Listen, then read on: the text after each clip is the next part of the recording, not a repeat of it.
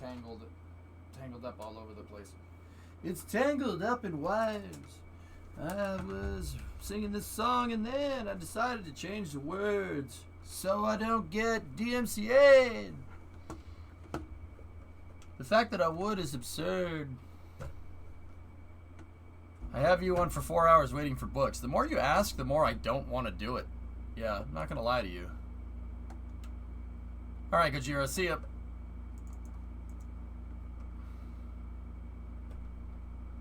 I think it's time to hire a newscaster with their own channel to cover space news. No. Yeah.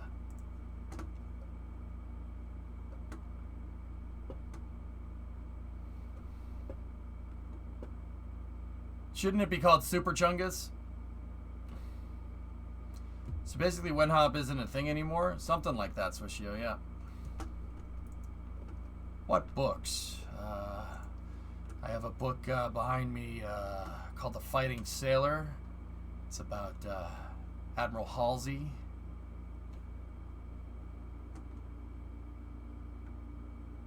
When are you getting back to the truck? The 59?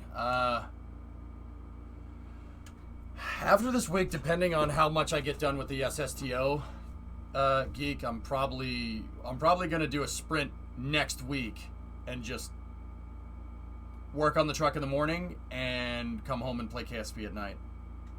Your conclusions were all wrong. How she acted stupidly. Nice. Nice.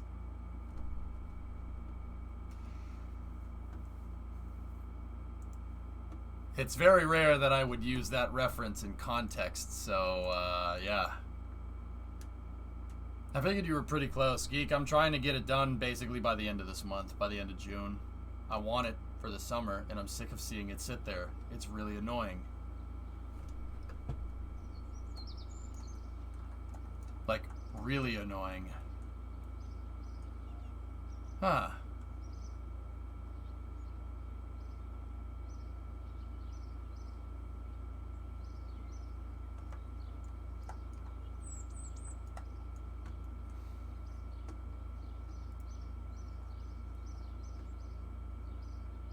Are you aware of the state of the NASA stream tomorrow? Yeah. Yeah, I'm aware of it because you told me about it like an hour ago, and I replied to you like right after you said it and said, yeah, I am now because you told me about it an hour ago.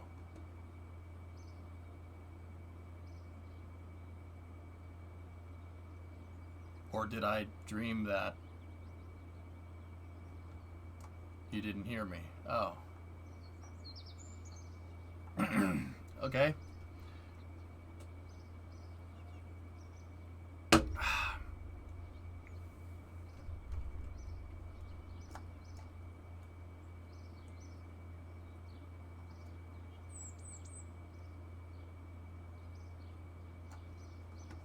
All right. Okay, so where are we at?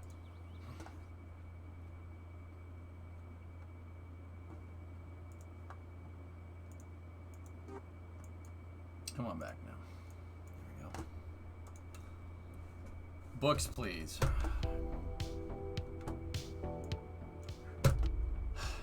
Okay.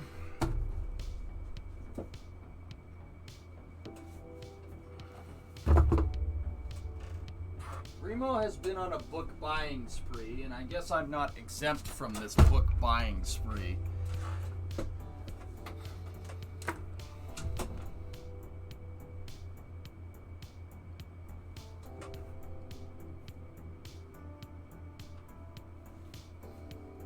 Okay, so I have a bunch of books here, and this is what Bremo bought for me. Not bad. I have it on my... Yeah, of course I have that. Yeah, Bremo bought that for me when it came out. So we have Carrying the Fire by Michael Collins. That's a cool book.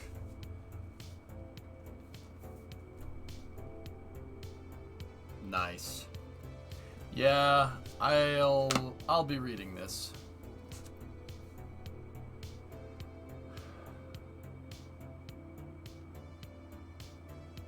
Yeah, I'll be reading that. What else do we got? Oh, a book about Ford and Edison.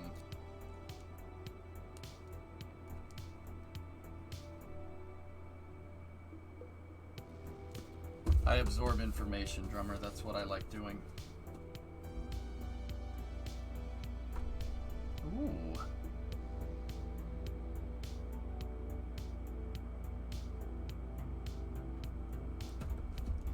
And then Brimo has this last one. It's a cartographical book.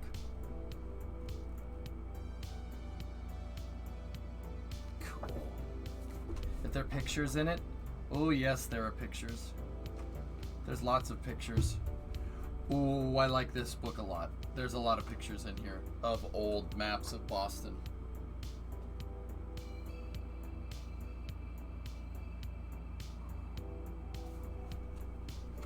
Look at that. It's an old map of Boston from... I mean, that's what it looked like. The city's up there in the top left. Boston used to be basically an island. That's why they built the oldest parts of the city there, because it was easy to defend.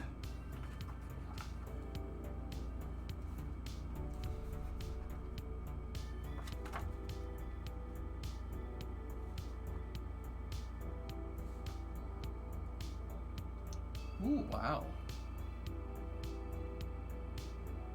Cool.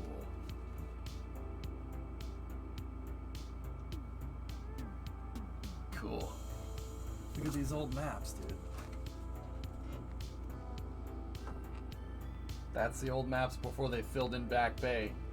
Bottom left corner. See how there's a big ton of water right here where my thumb is? There's a reason why it's called Back Bay. Because that's exactly what it was. It was a bay behind the city. Then they filled it in. Yeah. Mm-hmm. All reclaimed land. This is a really cool book. Okay. I could just sit here and read this book all day, but I'm not going to. We have work to do, dudes.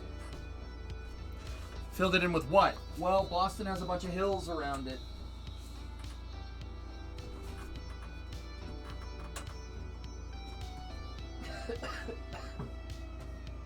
Boston had a bunch of hills around it. So if we go and look at our Minecraft map real quick, Boston Harbor kind of looked like this. Now, see how in our Minecraft save, there's a bunch of hills. Now, don't get me wrong, it didn't look like Kowloon Bay up in here, but there were a bunch of hills like this right next to the harbor, and then they just bulldozed the hills and they just dumped the dirt in the harbor. That's it. Yeah, there were a bunch of hills and they literally moved entire hills into the city. Into the harbor. We see, that's what I mean. That's why it's a funny running joke. We always say like, oh yeah, throw it into the harbor. We threw a lot of stuff in there.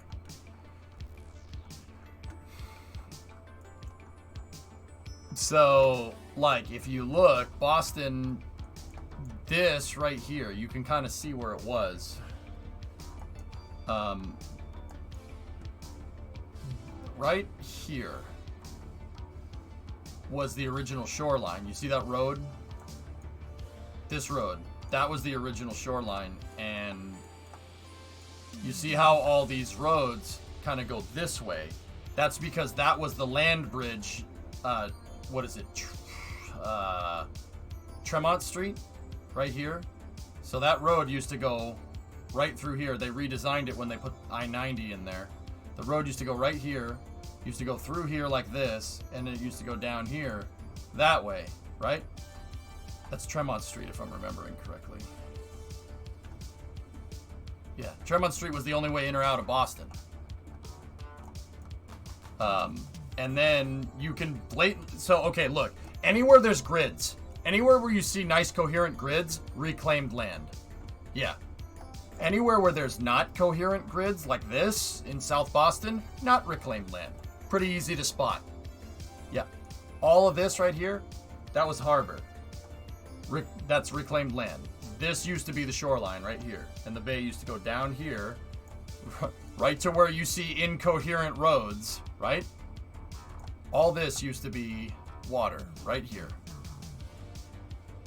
That's called Back Bay because it was a bay behind Boston, Back Bay. Trash, furniture, other stuff they had lying around.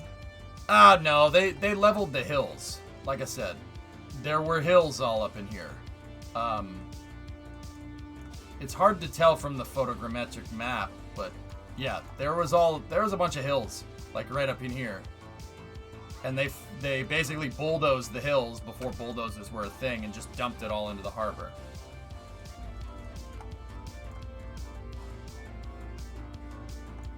Sturo is basically reclaimed land. Bremo, you know where we cross the street when we go for walks? We cross the street into the public gardens. That was where the shoreline, the reason why that road is right here, this is where the shoreline was. When Boston was originally a thing. That's where Back Bay goes. Back Bay went all the way down here, right? Copley, all the way here through where it says Shamet, right? And Tremont Street, right here. Tremont Street was the shoreline all the way back to basically where Fenway Park is. Yeah, that's all. This all right here. Anything in this area that I'm about to draw is reclaimed land.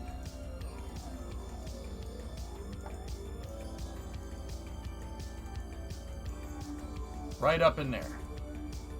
That's all reclaimed land. The entirety of South Boston. South Boston, the seaport, all reclaimed.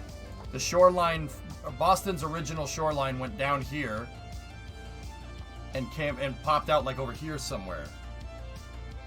It was like back here. All this is reclaimed. They leveled a bunch of hills in here. Yeah, that's all reclaimed land. That's why this is so coherent. Like, that's why Comm Ave and Newbury Street are very straightforward grids like Manhattan. And why the rest of the city is not like Manhattan in any way, shape, or form. And so we have this, and then you have that. Is it a dam that's holding the water? Locks. There's locks by the Museum of Science. Where are they? There they are. Yep.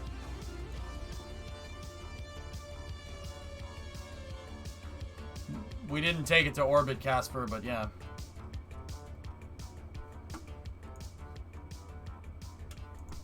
Yep, there you go, Core. Yeah, that's a really cool book. Yeah, that's what Boston looked like. The darker green is what it originally looked like, and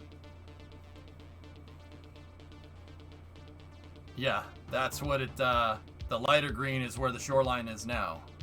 Where was the tea dumped? The tea dumping occurred right here. Right at the docks at the Fort Point Channel, right here. It wasn't the Fort Point Channel, but the Boston Tea Party happened right here. I mean, where it happened in reality nowadays is on land, but the Fort Point Channel is the closest place where it happened. Closest place to where it happened here. There's a huge man-made channel in here because of industry. There's a bunch of industry right here.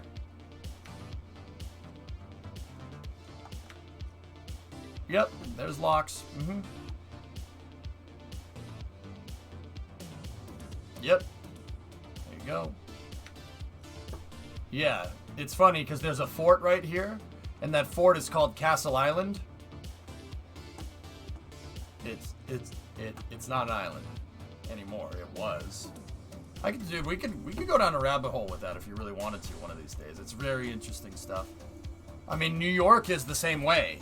Manhattan, they reclaimed a lot of land. Oh yeah.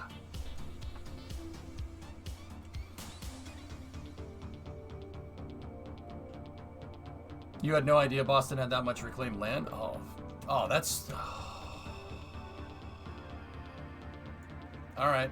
Well, I'll make it a thing to talk about that one of these days. Is that the castle in Fallout 4? Yes. Mm-hmm. The castle is Castle Island. Yep. Yep, that's right. Yeah, San Francisco too. San Francisco has a lot of reclaimed land.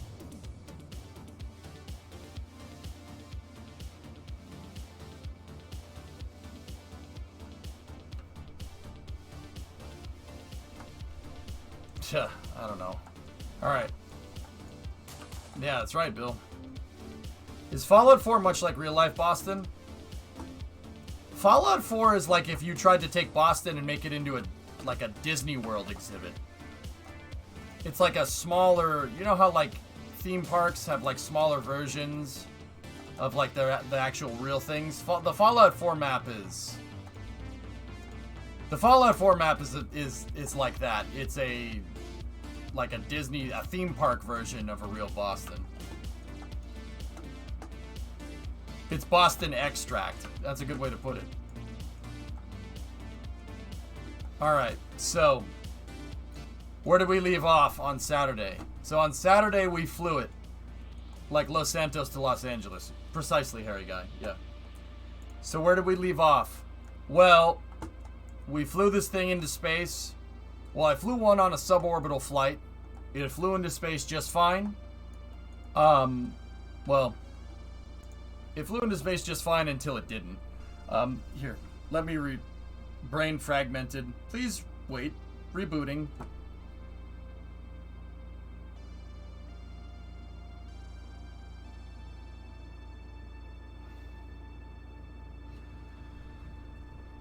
Okay, so we went and flew prototype 9, serial number 4. I flew it 2 times on Saturday. The first flight was a suborbital test to make sure that all of our aerodynamic changes were working correctly, and they were. They worked exactly how we wanted. We had a wheel touchdown speed of about 50 meters a second, which is way above 35 where it was before, and the vehicle handled and acted exactly how a lifting body should. Basically, you have a very finite window before the thing stalls over the runway and crashes into the ground. It doesn't fly very well. It doesn't float for very long if you try to flare over the runway at the wrong time. If you do it too early, you'll basically sink. And I got the thing to fly exactly how I wanted to by redoing the entire panel thermal protection system. So, we did 2 flights. First flight was a suborbital flight where I got it to do that. I got it to do exactly what I wanted. Second flight was an orbital flight attempt with 9 tons of fuel as payload. Well, I got good news and bad news. The good news is that it flew into space just fine. The bad news is that it didn't have enough delta V. We were about 120 meters short of delta V, even with that 9-ton fuel tank. Which is not good. Now, we're at a little bit of a crossroads here, okay? A little bit of a crossroads. Crossroads is, we could sit here and we could redesign all this if we want. We could sit here and redesign all this. And I could redo the tanks and redo a couple of other things and get this thing to fly. Or we could start working on the big one. And basically, I've noticed throughout this vehicle's development, the small LV5, the subscale demonstrator, I've noticed throughout its development that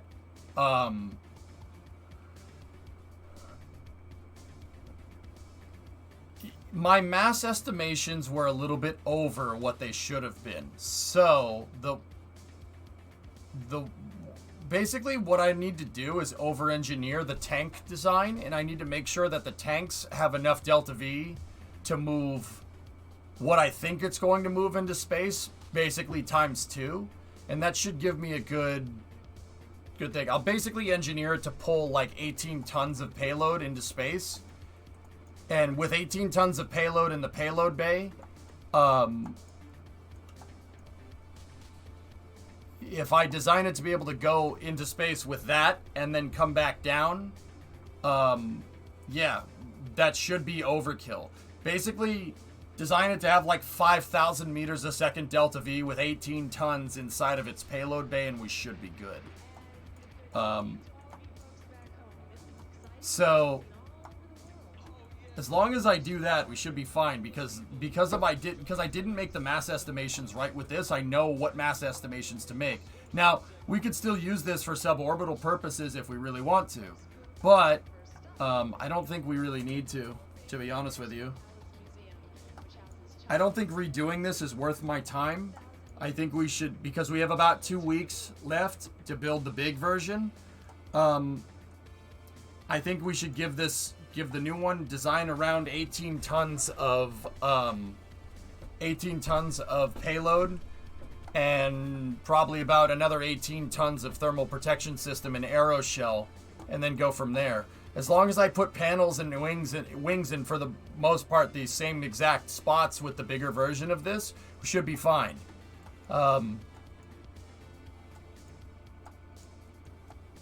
You're going to need to have an erector system designed for the big boy. Want to try it with the small pup first.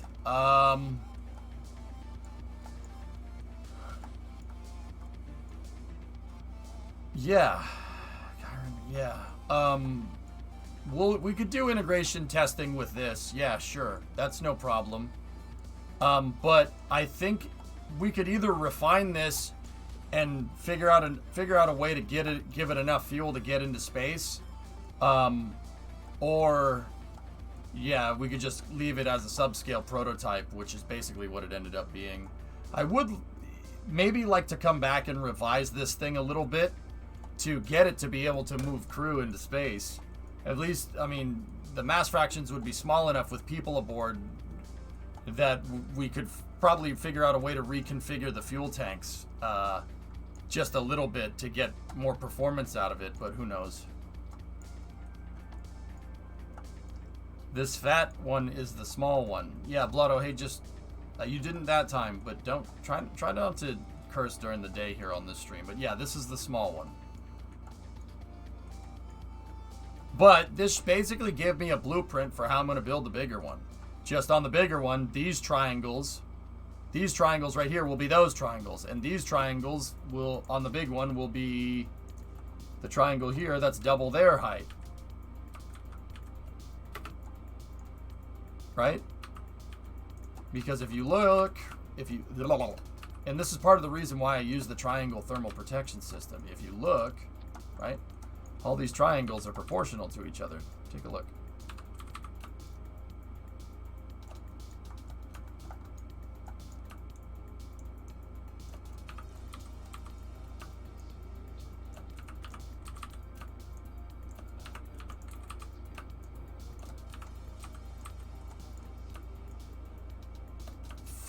Four of these triangles make this triangle, right?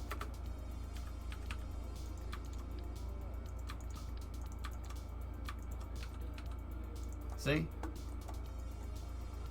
4 of these triangles make this triangle, and then 4 of these triangles make that triangle. Makes the system, make it so I could just make a bigger version of this, and it should be in line with the mass fraction. That's very important. This thing, because it's going to be 4 times the size, right? Should be 4 times the mass. The relationship of panels to wings on the bigger version should be exactly the same. If I just use double the size of the wing, right? Double the size of the wing, double the size of the panels, double the size of the landing gear, double the size of pretty much everything, and still put flags out back, it should work exactly the same. The mass fraction, the mass balance and everything should be perfect. And we'll know it'll fly. What engines have you thought about? Shuttle engines. Yeah, we're just going to have more of these so I get similar performance. So, yeah, that's where I'm at, guys. Yeah, we could revisit this some other time. Like, I put on the payload bay to show people what it could be. But the problem is that even with this payload bay, I don't think we're going to make it. I don't think we'd make it into space. Even if I filled up these fuel tanks, I still think that that's my one kind of worry with this thing, guys. I don't think I designed this. We have to make sure the tanks are overkill for the most part for this to work correctly, or else, yeah, we're going to have a bad time. That's pretty much where I'm at here. Like if I give this thing full mass, where does it lead? Where does it get us? Or give it a full tank of gas. Yeah, 3,800. 4,000 on a good day. I really need the vacuum number, the altitude number to be 4,000. And the vacuum needs to be like 42, 4,300. We know that this thing does not have enough. It doesn't have enough to get into space.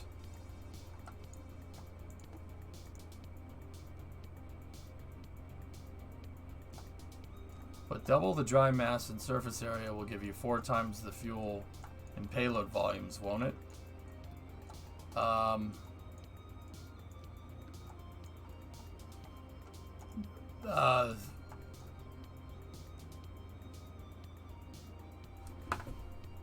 Bill, you ever read something that somebody said and you know what it means, but your brain's trying to process it and it just doesn't do anything?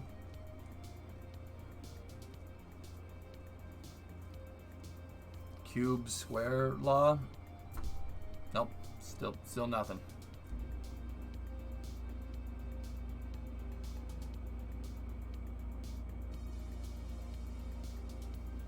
Could be really dumb, but why is it so big for such a small payload? Because, sir, this thing, the whole thing flies into space. This is a first stage and a second stage and a payload bay all combined into one vehicle. I get the entire vehicle back. The whole thing comes back down and lands. It's an SSTO, single stage. That's why the payload bay is so small.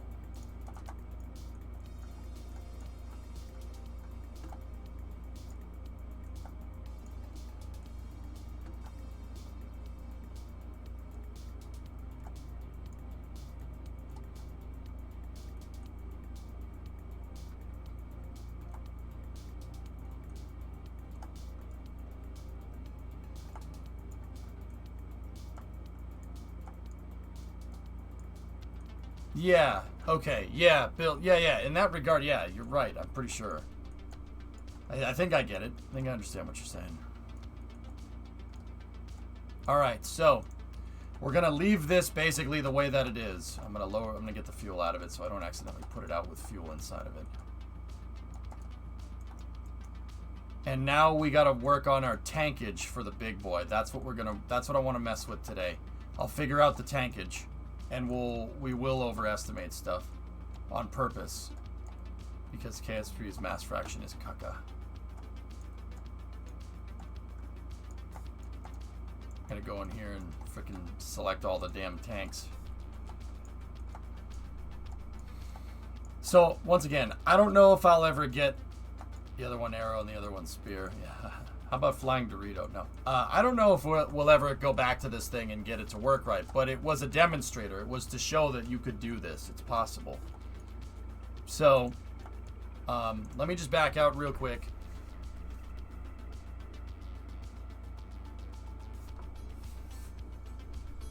And let's go from there. Let me just mix the sound a little bit better.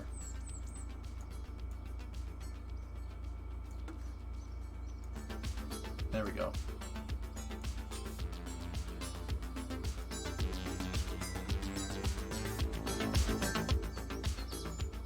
Nice. Perfect. Okay.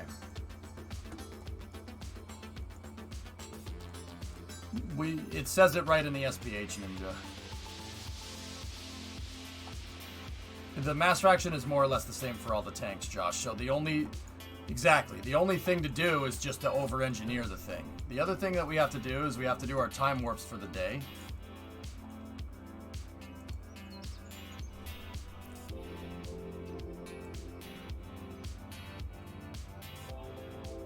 I always time warp 8 days every time I load up KSP in mission mode because it helps keep the timelines going.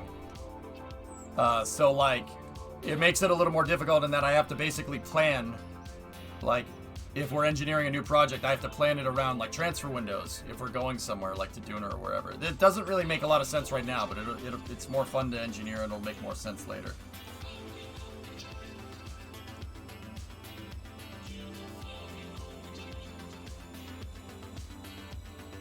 Let's go see how the pad fared. Oh yeah, maybe a little bit, Casper. Anyway, Josh, it pays to scale the tanks up. That's all. Oh, there's a bug on my wall. It's definitely summer. The bugs are coming out.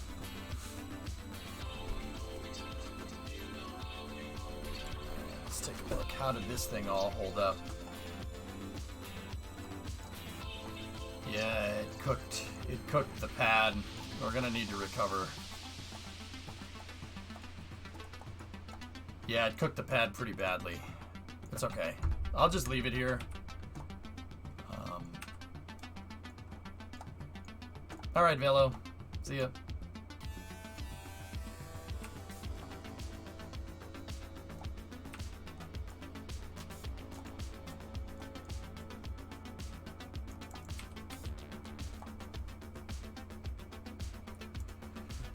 Okay.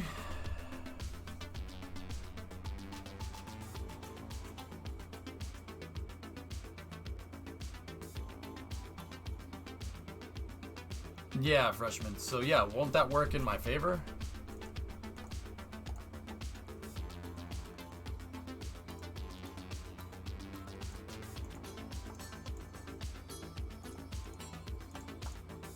All right.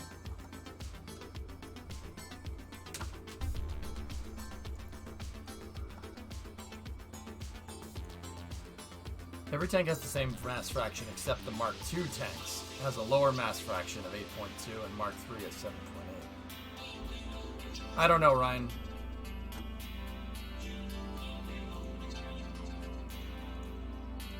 Okay, so let's go up and grab science from the space station. You look stressed. Deadlines are coming up. I'm having trouble shifting gears into KSP today. So that happens sometimes, probably just because I haven't streamed in a couple of days.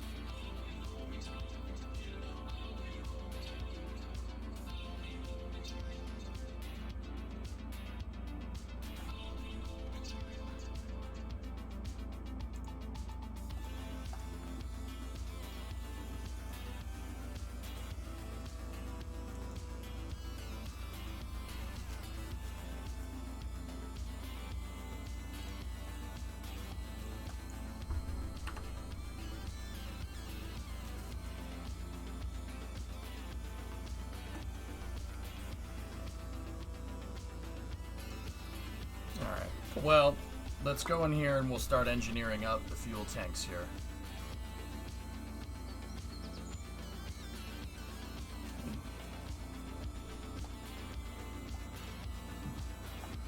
Um, 268. All right, what do we need here? We need to...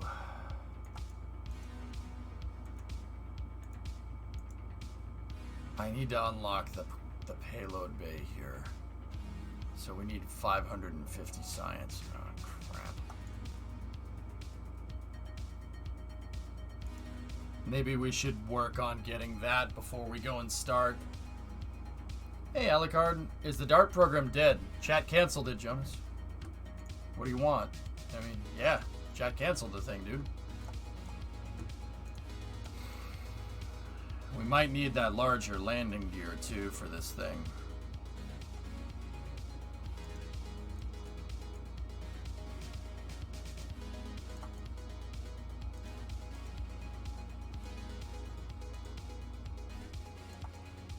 That's really what I need to unlock. We got to get these shuttle parts. What's the plan for today? I wanted to start construction on the big thing, Falcon, but we might need to go do some science. Hang on.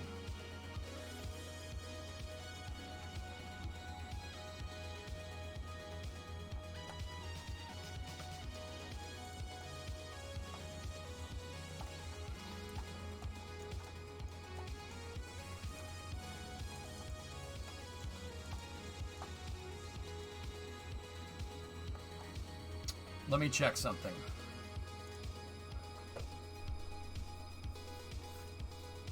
We might need to just mess with the Minmus rover, or the Minmus lander, which I did get back to Minmus after missing the planet because of a huge fustercluck. I'm wondering if we can use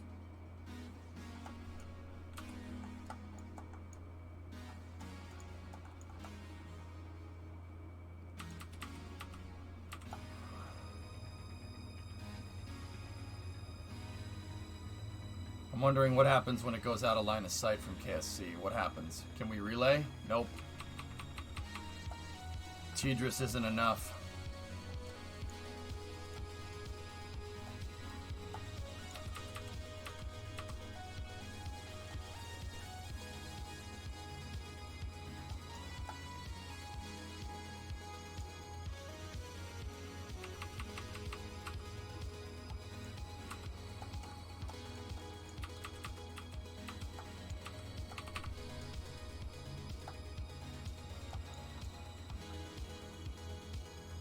We could go for at least one landing now and grab some science.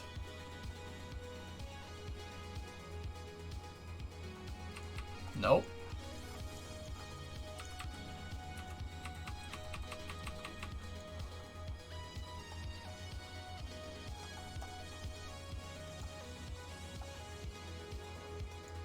Huh.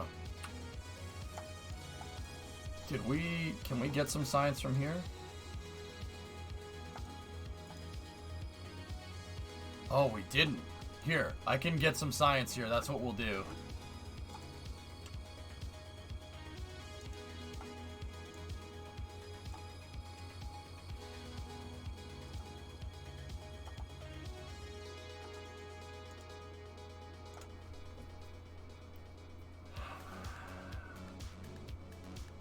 I did my time warps, yep. What other science do we have on this thing? Did I put an arm on it? Oh. Huh. Huh.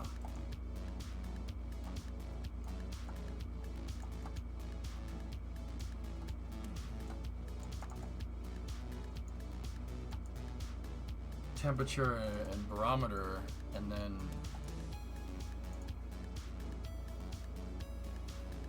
Material studies, only 27. That's good enough. Or do we reset it? Do I have a regular science junior on this thing? No, we just have the arm, huh?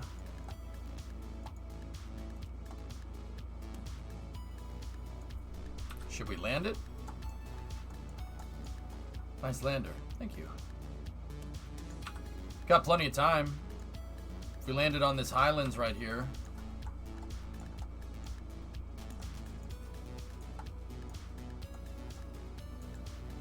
$7 minutes? Yeah, sure. That'll work. I think that's the best bet for science. Yeah, I'm with you. Let's do it. Let's land this sucker. Got plenty of Delta V. Sure, why not? This thing is designed to do multiple hops. It has plenty of Delta V left over.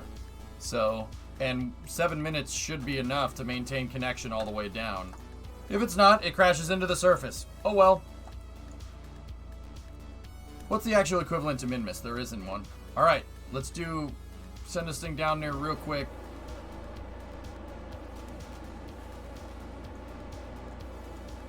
Yeah, I still have the 3D Pro barrel. Yeah, you got it.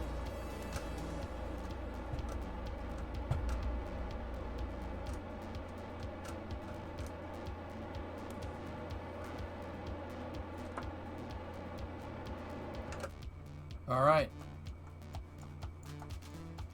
Where's Kerbin? Hello? Kerbin? Oh, it's over there. Okay.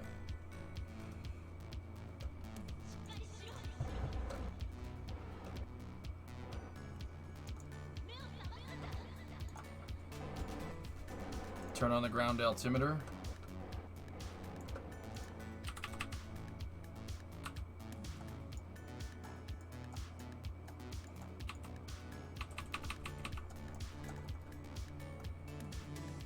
Yep, we should have signal here all the way down. Here we go.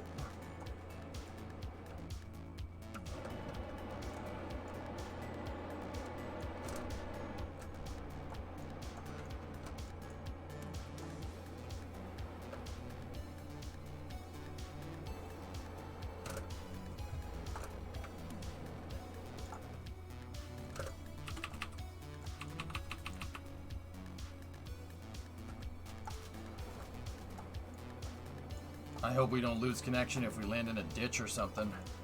1,000 off the deck. I'm putting this lander down here to get more science. I hope we can maintain connection. If we go behind the hill right when we go to land, it's going to be a bad day.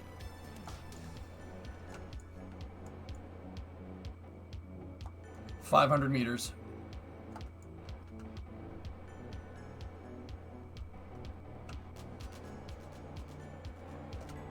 $300.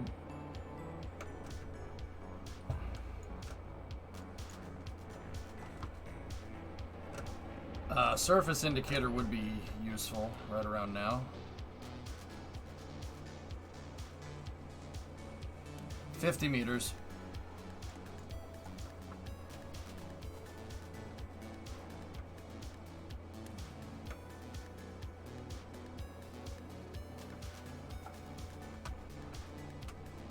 I hope I don't lose connection. 6 meters.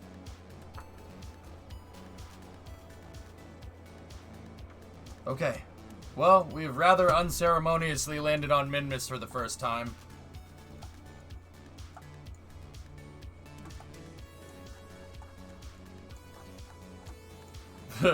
Alright. Yeah. Look at that. How about that, man? That's real good, man.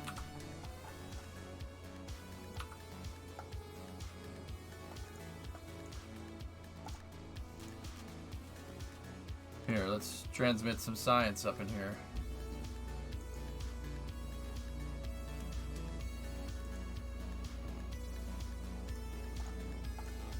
Take the temperature down here on the surface.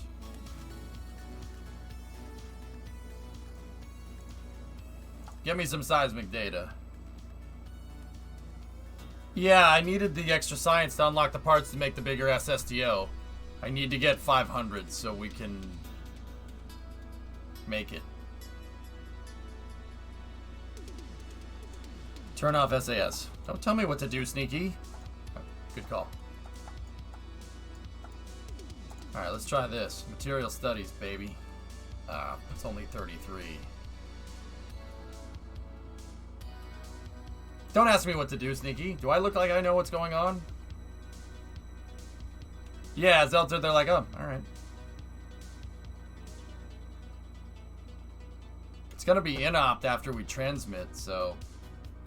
And we transmit at a pretty bad penalty, but whatever, I'll take the science. It's fine.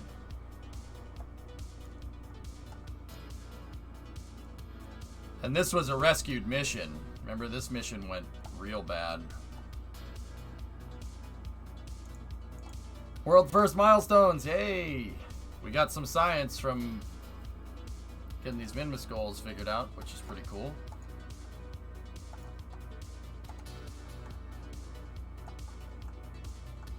What the heck is this thing supposed to scan?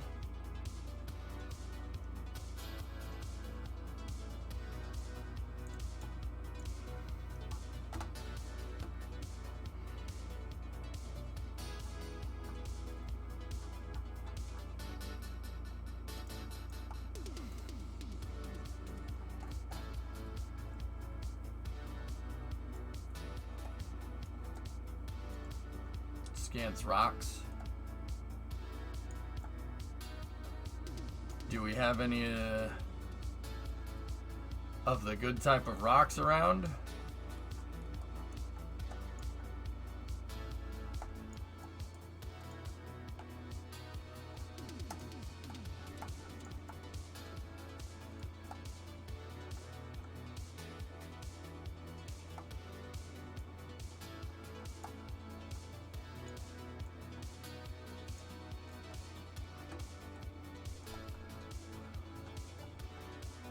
I don't see anything in the immediate, guys, do you?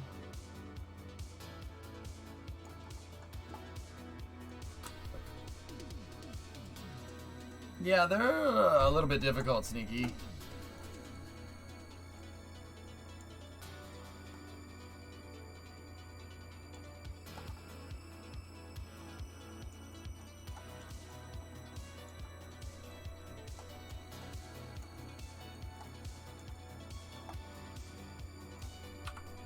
Where the heck are we on Minmus? Oh.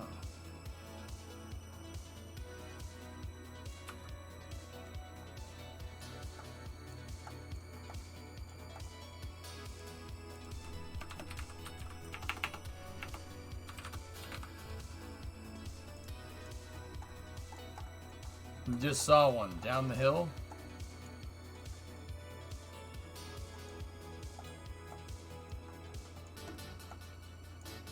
That one, right there.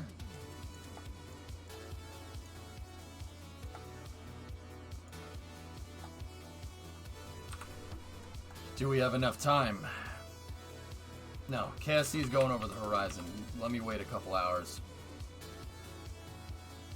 Yeah, see, we would have, I mean, it would have taken a second, but we would have ran out of time. Let's wait for KSC to go around. I don't know how we don't have, we should have signal through Tidris, but we don't.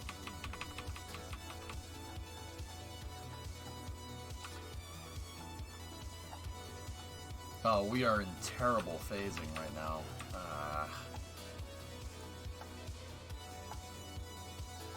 Gotta get into the daytime here. Let's see if we go into the daytime. Yep. That's not good.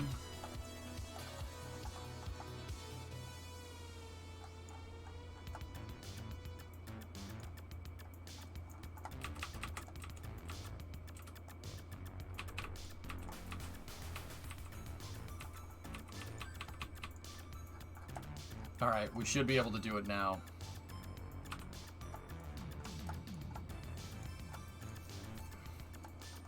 We gotta do this quick before the sun goes down. Alright, we have 300 meters a second delta V. Our vehicle is fortunately pretty oriented to it, so... Alright, we're gonna do a hop. Get and transmit all you can. I've done that. I've transmitted everything.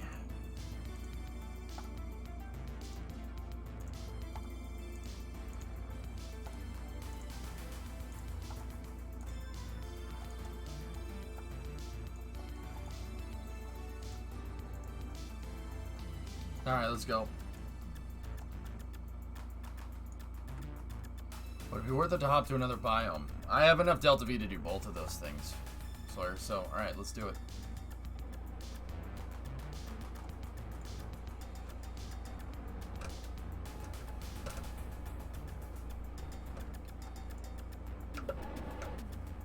Should be it.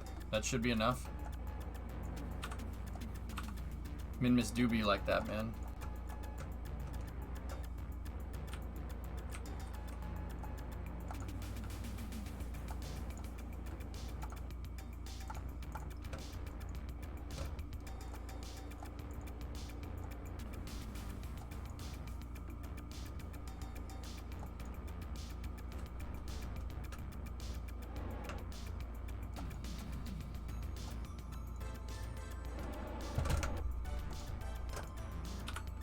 Yep, still good.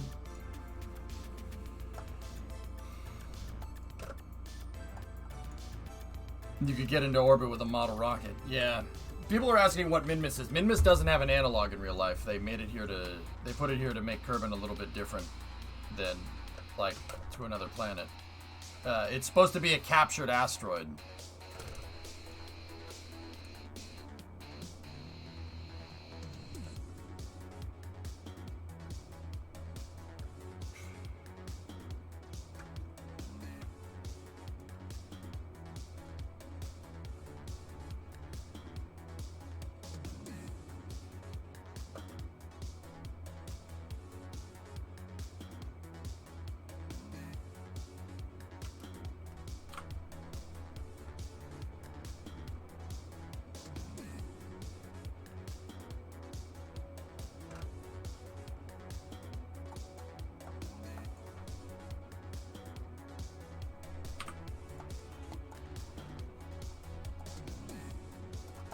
Okay.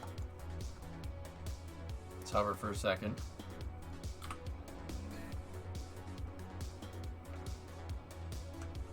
Rotate it in the direction that we want.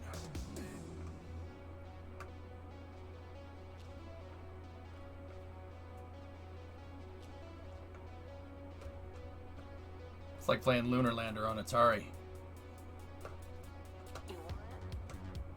Remember that game? Oops.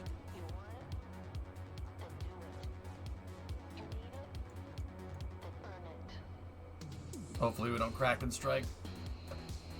There we go. It's fine. It's fine. It's not fine. Yeah, I got a little too fancy there. It's okay.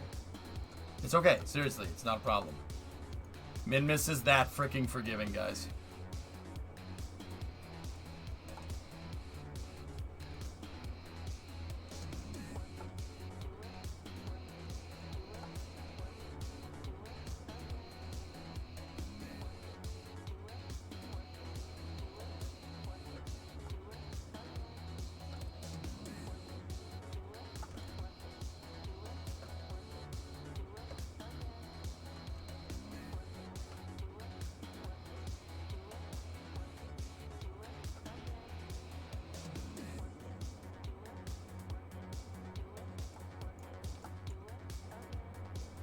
I reinvent the wheel. I'm the one who wheels.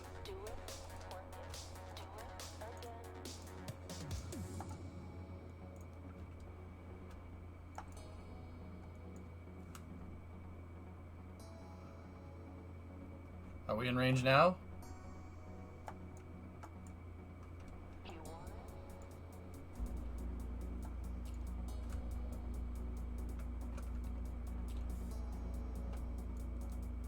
We're in range, but we gotta be stationary, but that's okay. Ready? Come on, baby. And...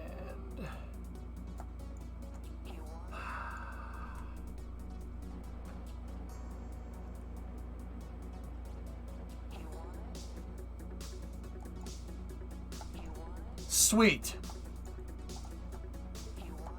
Shut off the RCS and... Boop.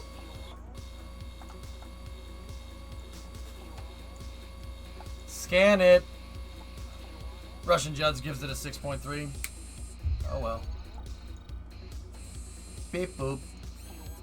Ha ha ha. Arm go boot. Give me that science.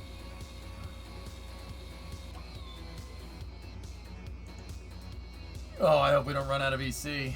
No, we should be good. Scan my nuts. Yeah, you remember that. 30 more science. Are we in a different biome at all? Nope.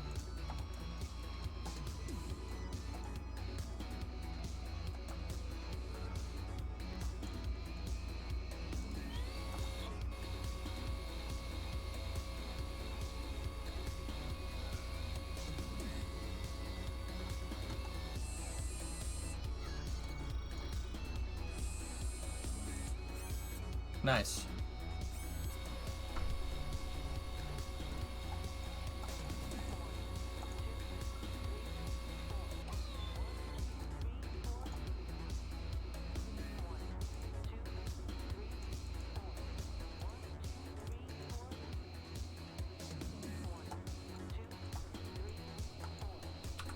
Do we have enough Delta V to hop to the flats? The problem is, guys, is that if I hop, we gotta hop basically into the darkness.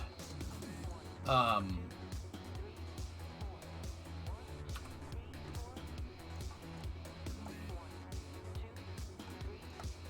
gotta wait until Minmus is in better phasing, fellas. Should have packed landing lights.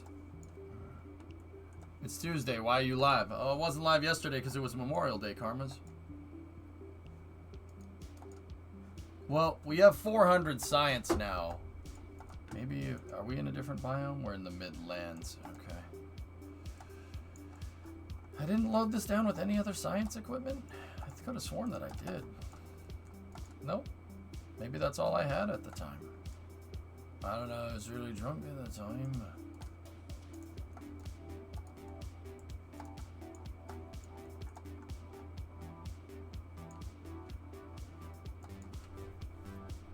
Alright, well, I mean, part of the reason why this is such a pain in the butt is because the relay for this mission is over there.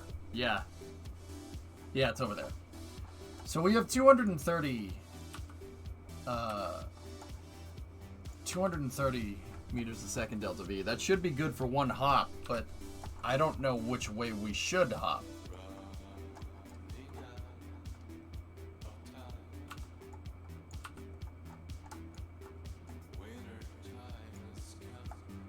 We could aim for the flats, and that should give us the... It should give us what we need, but that's a long way.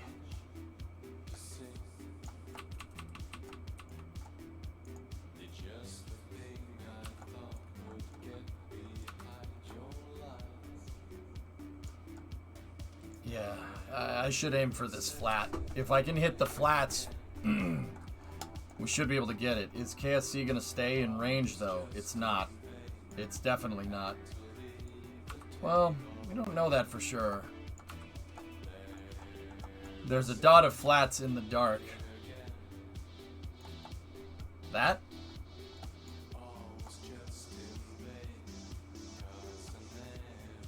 Let's wait for KSC to go around.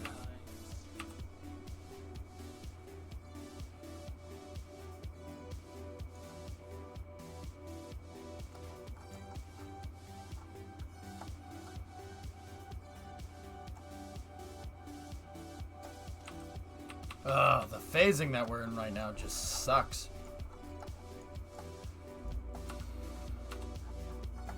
Like, I can't hop to this side of the planet. If we hop over here, that's what the relay was supposed to do. And the sun is in, yeah, literally the worst position. Yeah, the sun needs to be over there somewhere. I'll make the dark. We'll do the landing in the dark. It's fine. We need to launch heading 280. That should get us into the flats over there. I'm just wondering if I have enough Delta V. I might. It's going to be close, guys. Seriously. But then again, losing the rover is not going to get us anything else. So let me just make sure that KSC... Yeah, KSC is right at the beginning of its phase. All right, so even if we're just landing in the dark. All right, we're going to fly it again. I'm going to hop this thing. And I'm going to aim for the flats. We'll basically... Yeah, we should basically just go 270. Heading 270.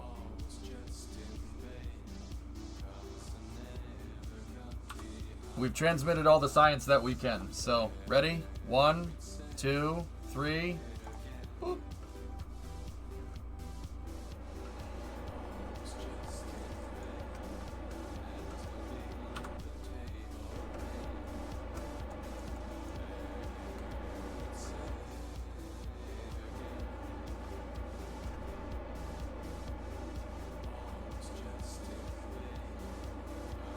Yeah, we got a problem, guys. Yeah, I may have flown much too high.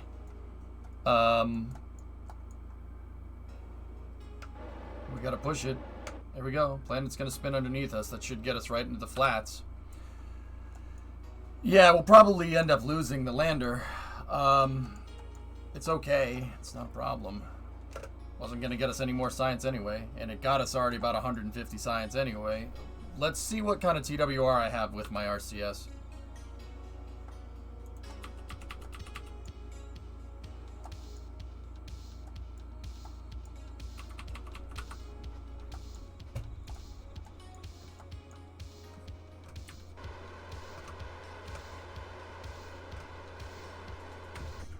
What's the rate that we're burning? Oh yeah, no, we could do it. We could do it with RCS. It's just a little bit more difficult.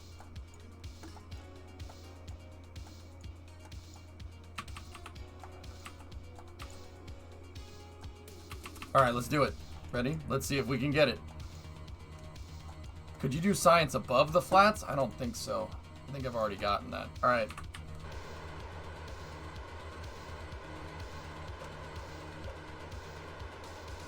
It's gonna be close.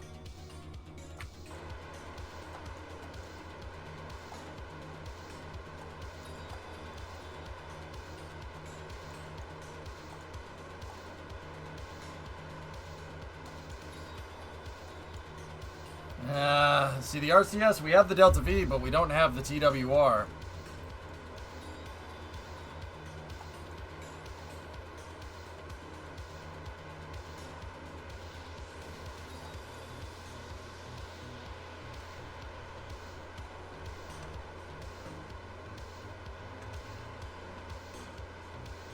Yeah, we still got a bit of fuel. See, I only have 75 Delta V. 75 meters a second. and we're going 120. So we're probably going to end up slamming into the ground, but it's okay. This rover did what we needed it to do. I wanted it to get multiple science biomes, but I couldn't because I spent all the fuel that it would do hopping from different things, different places, salvaging its orbit. It actually flew past Minmus.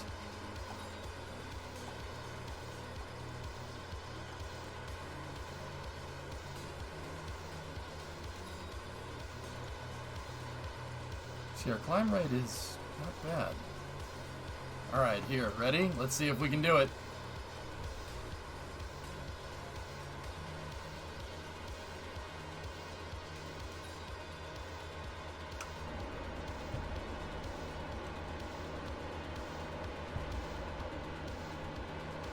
Too much.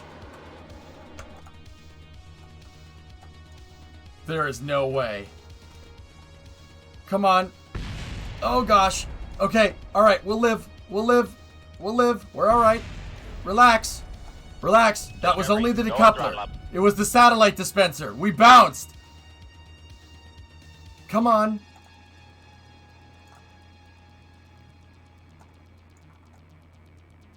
Relax. Dude, this mission went so bad. I can't believe this. It's hilarious, though. She's tumbling. There's no way. I can't believe that.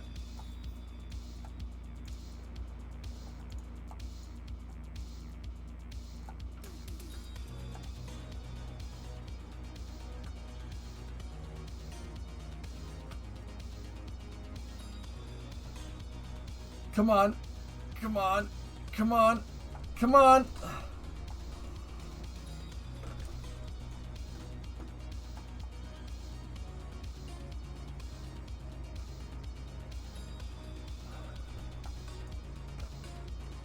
Alright, here's what we'll do. Ready?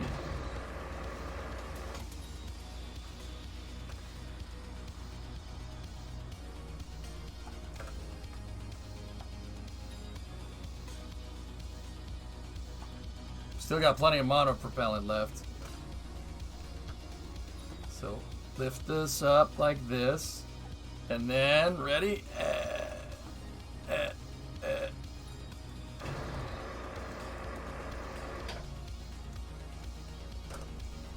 Bonk. Hey, hey, hey, hey, hey. Ah. Man, did we get lucky. Oh my goodness. We got super lucky. I can't believe it registered an impact like that.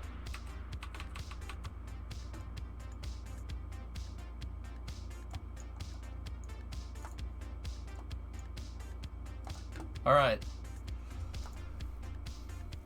This should get us over what we need. Don't use up all the EC.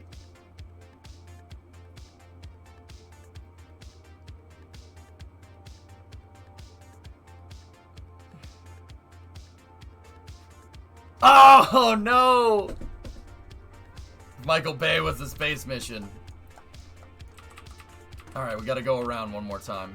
Get some power into the systems here. Charge the battery up. KSC just went out of phase because of course KSC went out of phase.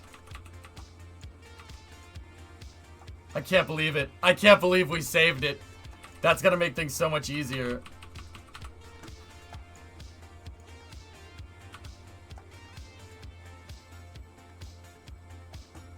Nice.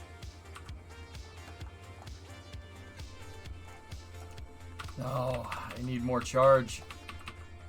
There we go. There we go. We're in a good position to do it. Ready?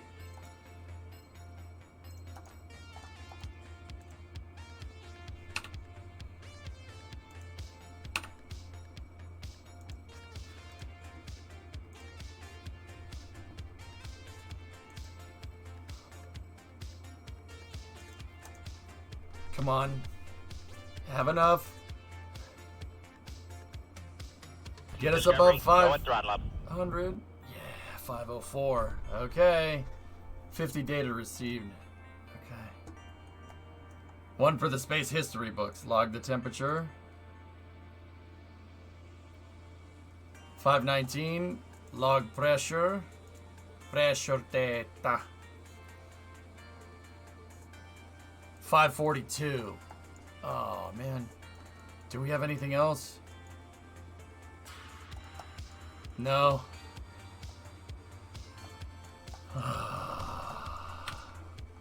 That's right, Zen. I think that's all. I don't think I have a Science Junior on this thing anywhere. Discovery, go at throttle up.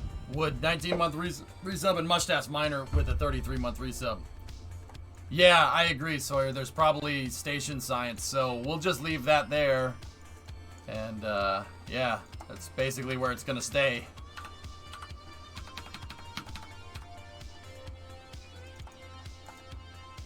Let's go back to the station. We did do time warps to get into the right phase, so if we switch back over to Liberty... yeah, Phil, it doesn't need to be logged. It's fine. The mystery goo was on the relay, Hellfish, if I'm remembering correctly. Oops.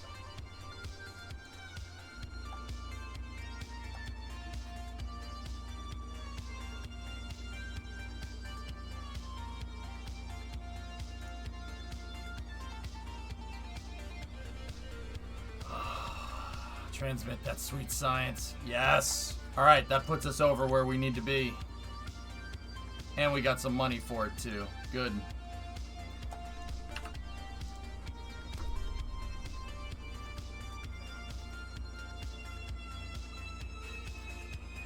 Hell, look at Death Trap, aka Dart. Yeah, LQ2. You're going to be real upset when I go up there with the Big Chungus SSTO and put Dart in its payload bay and take it back.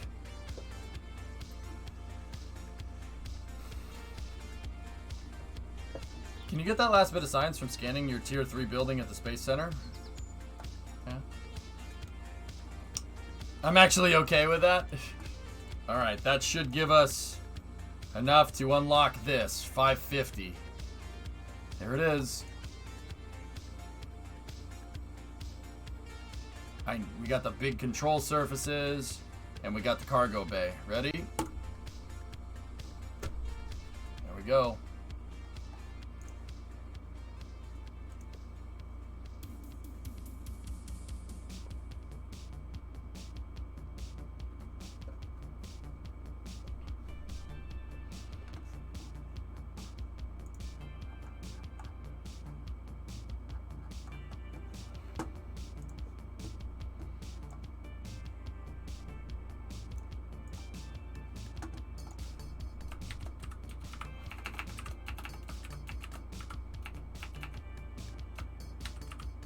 We should just, I don't know.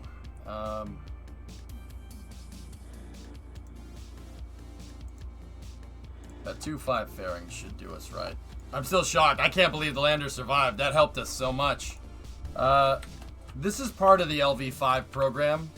So we'll call this LV5A, Launch Vehicle 5A. Or, well, no, we'll call it 5B. 5A is the small one. 5B can be the big one. So this is the full-sized SSTO prototype main file, or prototype. Modified 6/1/21.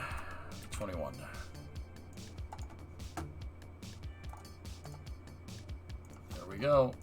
We got our big payload bay.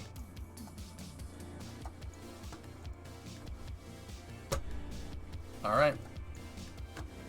And I know I'm going to need the big control surfaces, so we'll go with those. We'll get those unlocked. All right, cool. Yeah, for as bad as that Minmus mission went, we did okay. Got us right where we needed. Yep. Yep, it did all right. All right, so let's get to work. So for the first prototype, what I did with LV5, with the Arrowhead, with the smaller one, was I made the tanks. That was the first thing that I do. That was a sentence. That was the first thing that I did. I made the tanks for it. and we made the chassis of the vehicle, and then I built the aero shell around the chassis.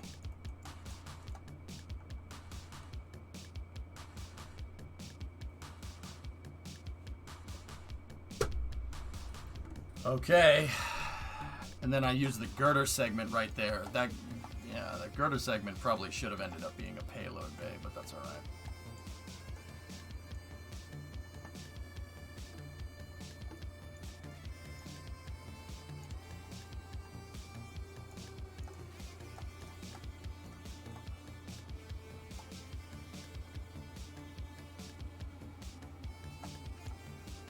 Jeez.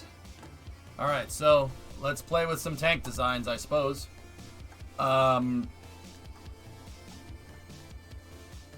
What tanks do we have at our disposal? We have these guys. We could bilobe the tanks like this.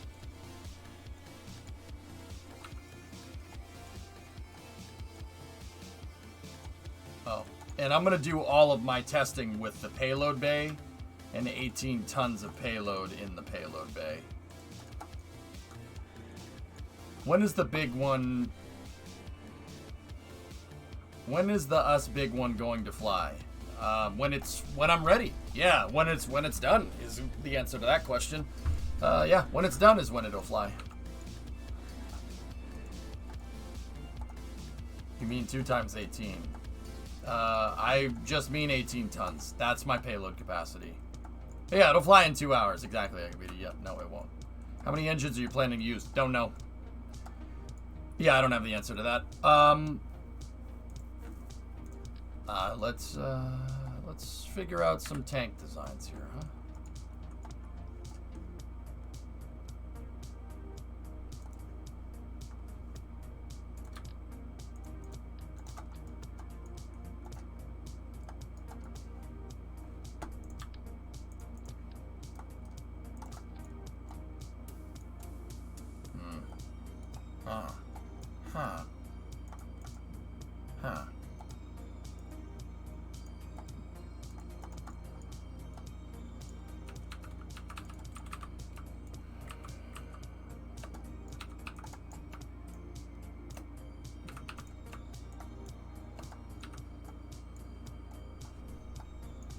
So my other tanks on my other design work something like this. Hang on. Let's just do a prototype here. This is in 2x symmetry, and then they have one of these.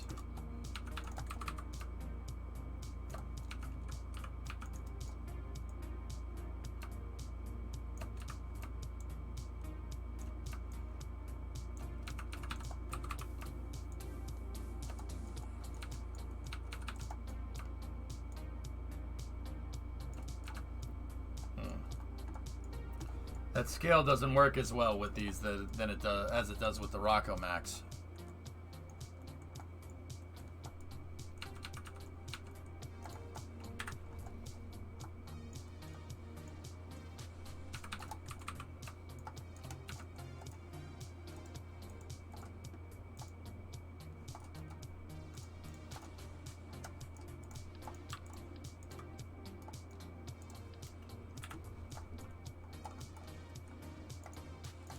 Not redesigning Ilenshen, we're building the second one.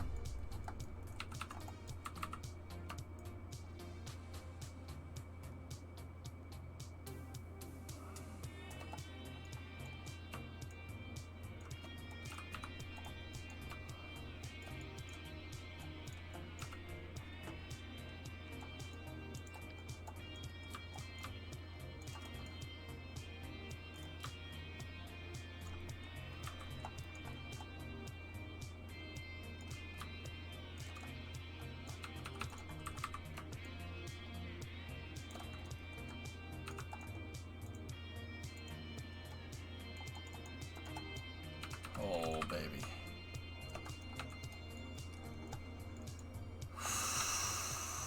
So...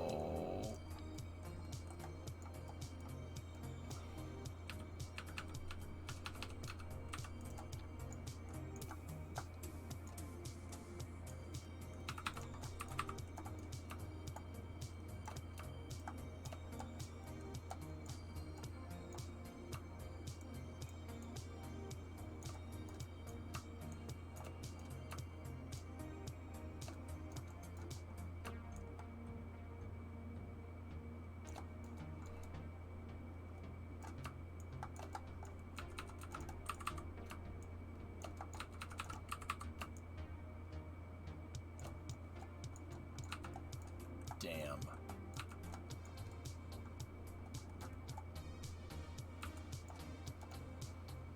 So I'm just, this first craft file is just figuring out what type of fuel tanks I'm going to use and how it's going to all kind of come together. Oh, man.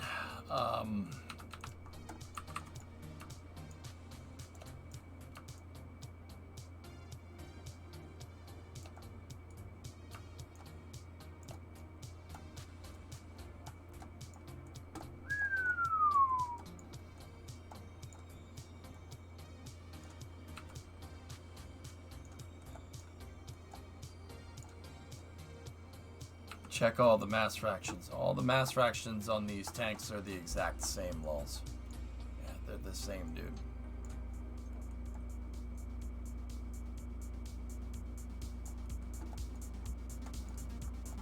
Yeah, we're gonna use shuttle engines, but I'm not sure how many of them I'm going to use, guys.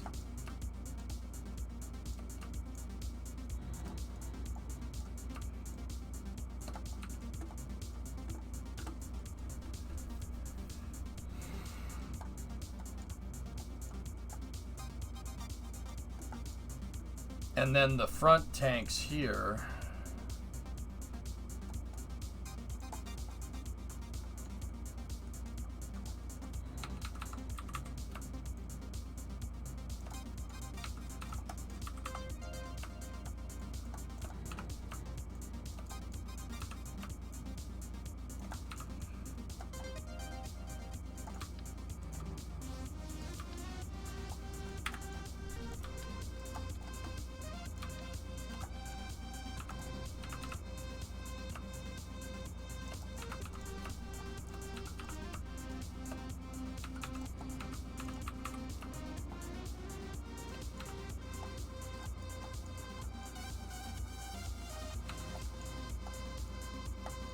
Well, we have to over-engineer, remember, Jaka? It has to be over-engineered to an extent. There's no getting around that. So I'm taking the tank design and I'm slightly scaling it up.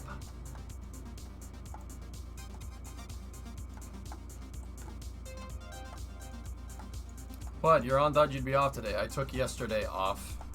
Airborne.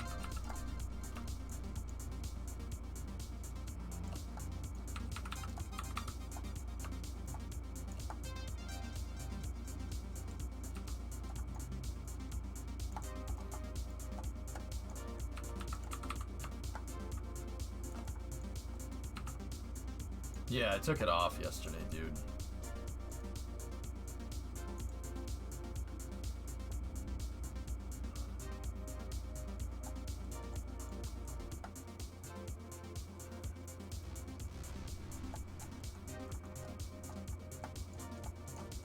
So this is very, very preliminary stuff, guys. I'm just brainstorming ideas.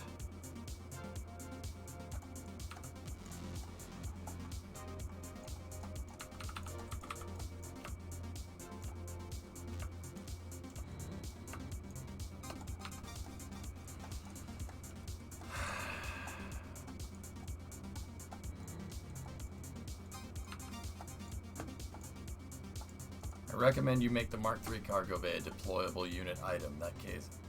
In the case that you need to transfer it into an orbital tug at some point.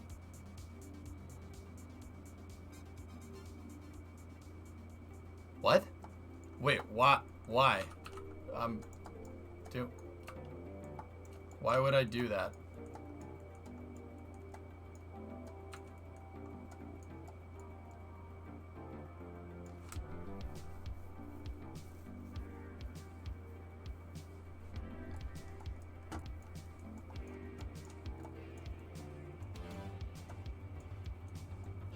Can I share a post about my brothers from yesterday? Is it relevant, Airborne, to the to SSDOs? Like, Airborne, the only reason I ask is that people are distractorama central in here today, so just making sure that we, you know, staying on subject, man.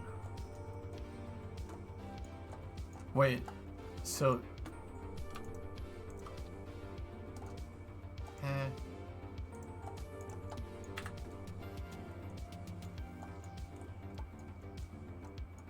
That was always the plan, Crypto.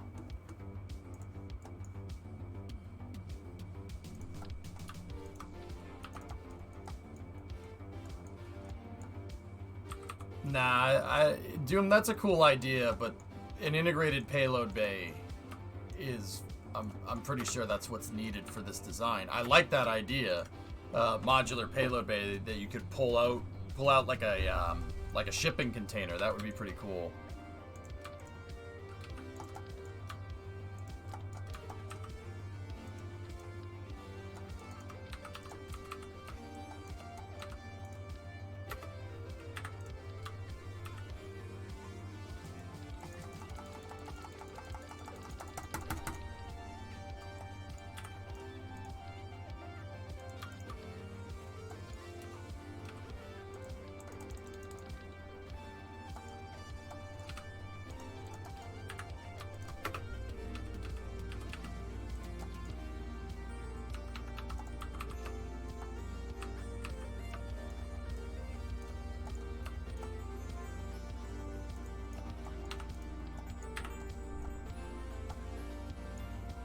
What the hell's wrong with this?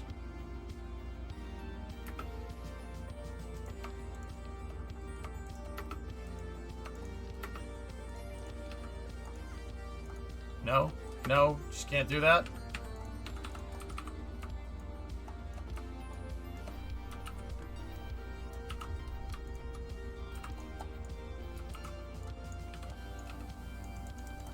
Discovery, go at throttle up.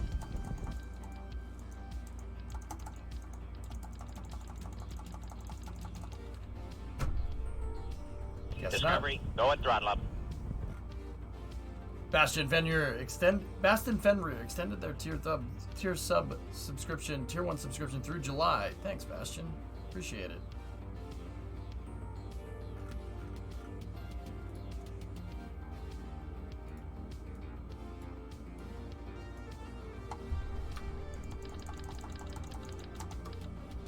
I guess it just doesn't want me to do that. I don't understand why. Can we attach it there? Nope. What about here?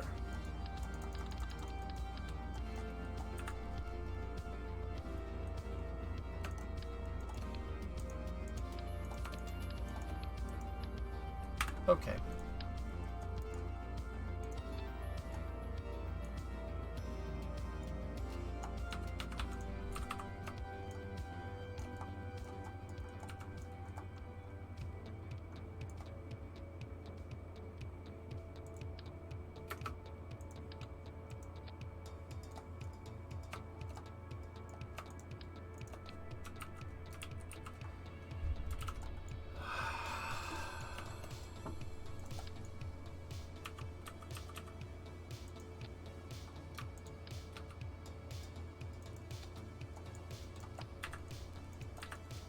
Yeah, that was weird. Okay.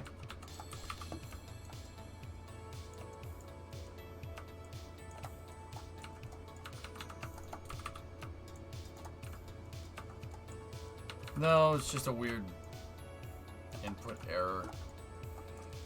Okay, so I have what I need in the payload bay, 18 tons, and then I'll take into account another 18 tons, right, for the thermal protection system, right? So this is all the dry mass that we're going to have. Like all that, this 18 tons right here represents all of the panels. All the panels, all the wings, everything else. And then this 18 tons represents payload. And then there's the payload bay. And now let's calculate out some fuel.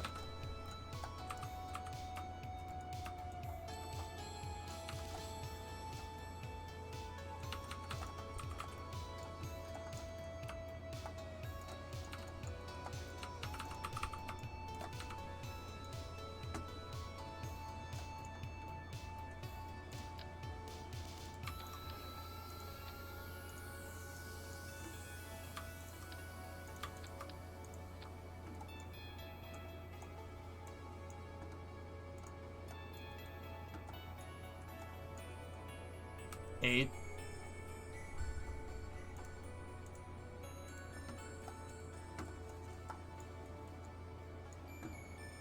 Yeah, looks to be about 8.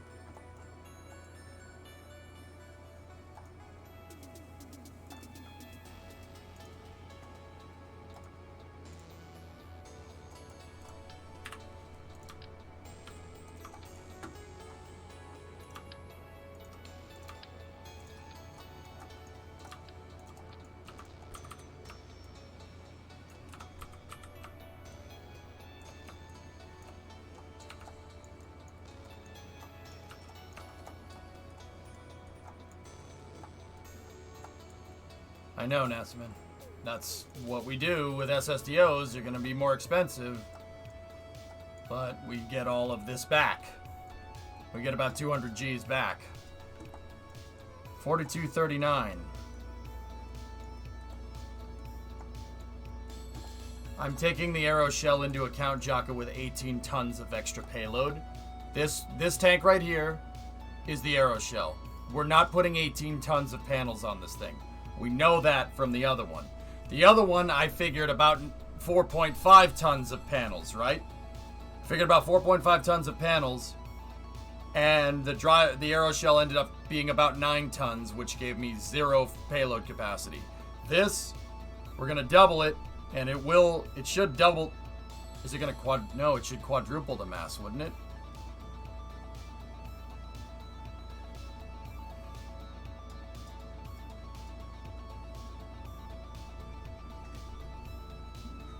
You did 9 for panels and 4.5 for payload? No, I don't think so. I don't think so. I tried. I think I did 4.5 for each. 4.5 for panels and 4.5 for payload, and it ended up being about 9 tons, which gave me 0 performance. This overestimation should be just that, an overestimation. Do you get to fly it, or is just built? Kodak, how am I going to fly this? How am I gonna, what are we gonna do here? Nah,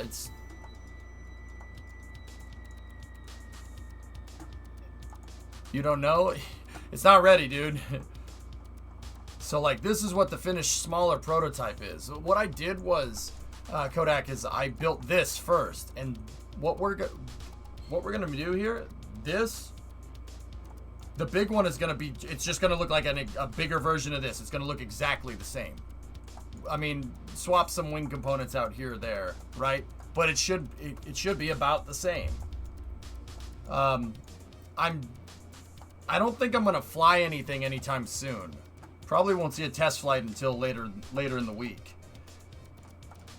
Because I can't fly, I mean, just putting that thing out on the runway or whatever and just launch it is not going to teach me anything. It doesn't give me any technical evaluation. It's just wasting money. You know what I'm saying? So I'm not going to fly it just yet. Soon, though. Soon. This thing is cool, man. I really wish we could really hope we can make this thing work.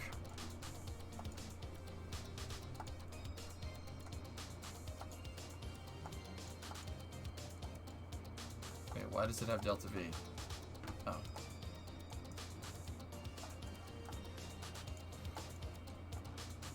Yeah, see what I'm talking about? So we're probably not going to see a flight with this just yet. But when I first made this thing, what I did first was make that. We made the shell for it. I made the arrow shell. And I estimated my numbers and my propulsion based off of that. So just bear with me here. I did everything here that I needed to do, and basically then just put this thing out on the runway and made sure it flew.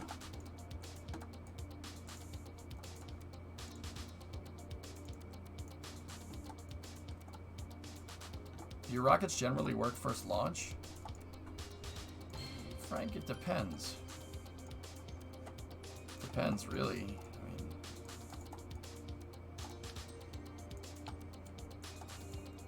That's good center of mass, to be honest with you. It's real good.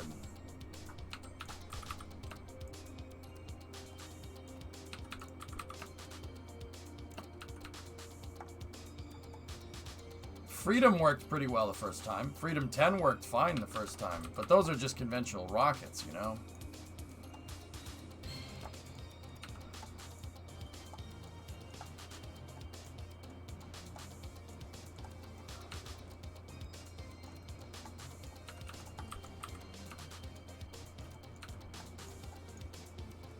And I know for this design I am clipping tanks, but trust me, I have ways to kind of even that whole thing out. That should be fine. Where is it? What is it telling us here? 49.65. 45.48. 4215 with altitude.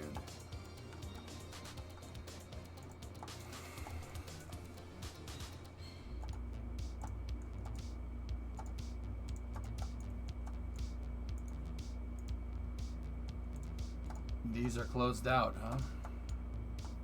Yeah.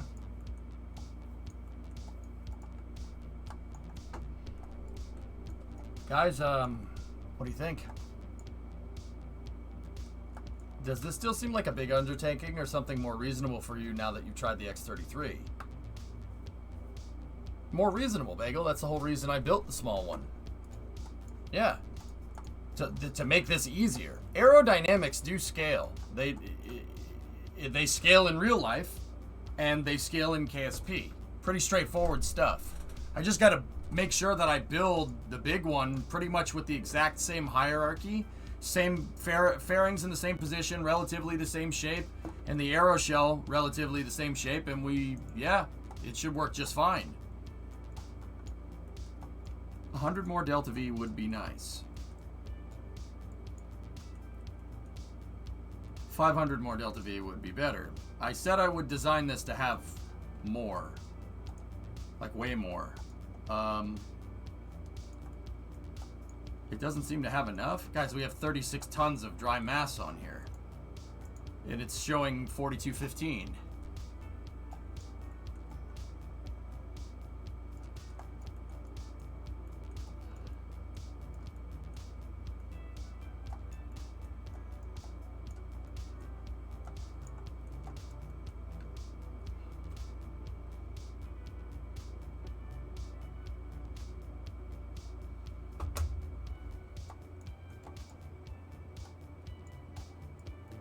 Well, we knew that we had to scale the tank design to compensate right off the bat.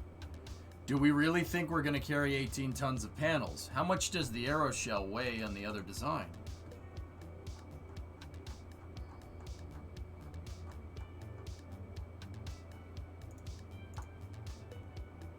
Here's for the most part the aero shell that I used. Let's just get rid of that.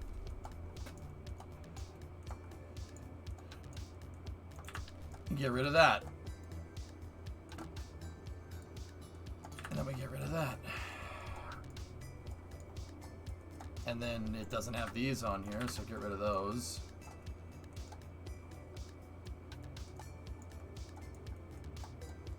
$20 tons, huh?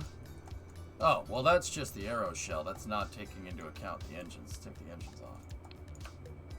Well, there's the problem. 12 tons. I estimated for 4.5, and we have 12 tons of shell and wing and gear and stuff, right? So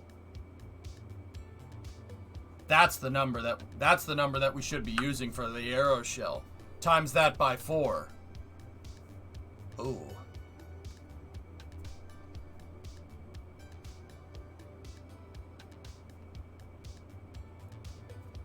The front fairing, yeah, I mean, if it's not much, but let's overestimate to 12, guys.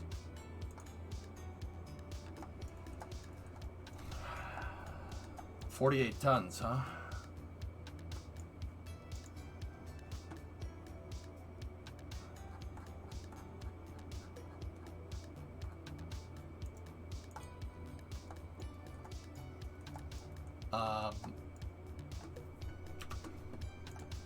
Sorry, my brain is potato today. So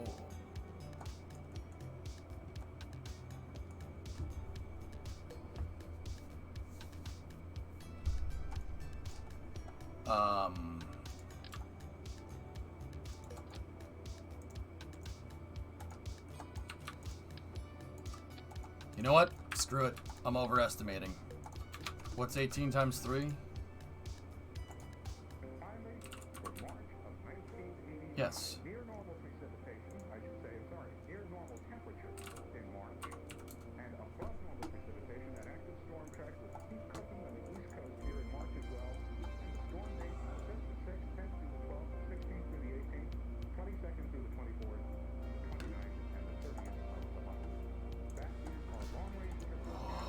It's going to be 4 times as big, so we have to take into account 48. Is there anything in here that's 24 tons? So figure 18 tons of payload. That's 40 tons right there. And then this is 9. So this is 40.5, and that's 9.5. So this is 50 tons of dry mass. These are the real numbers. That's an overestimation of our scaled number from the aeroshell, right? It's an overestimation.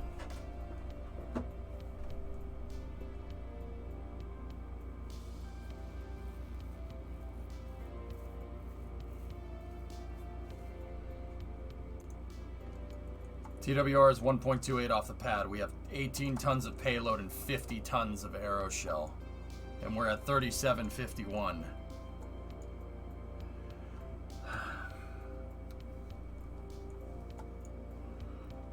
Oh boy.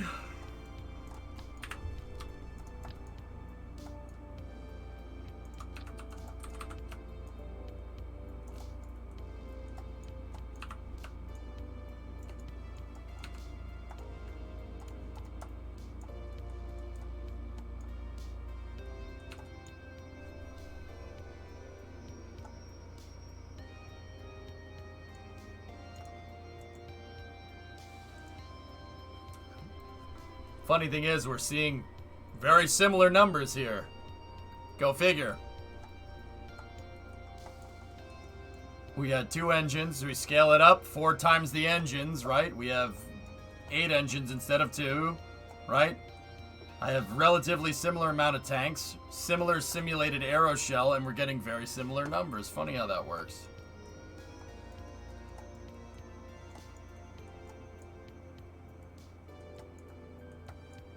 How would drag ratio into this from LV5? I don't know. You'd have to ask Polen because they can into space.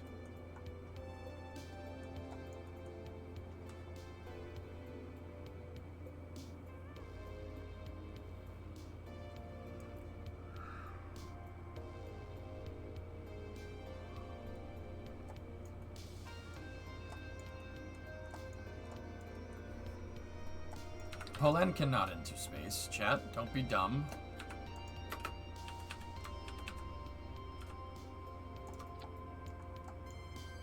Oh, I like that.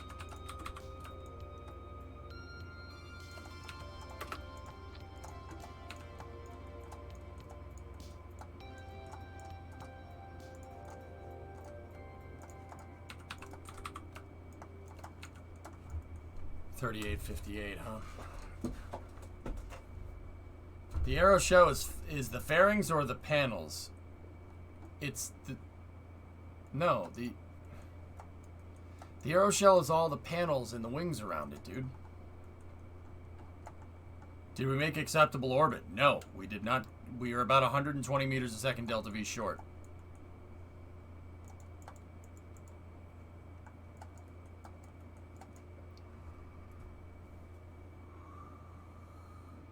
This thing will need a bigger strong back. Yeah, I know.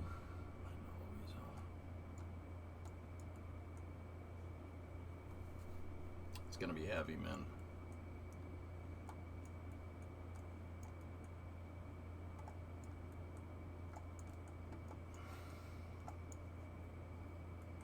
Hey, Builder, what's going on?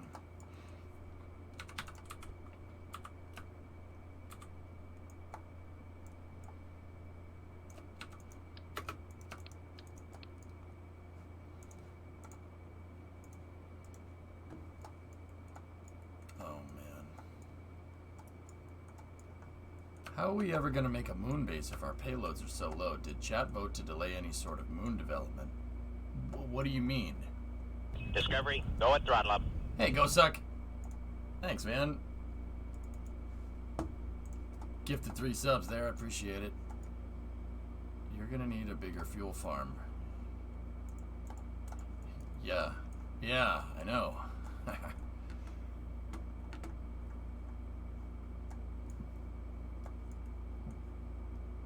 You didn't save the payload syntax. Okay.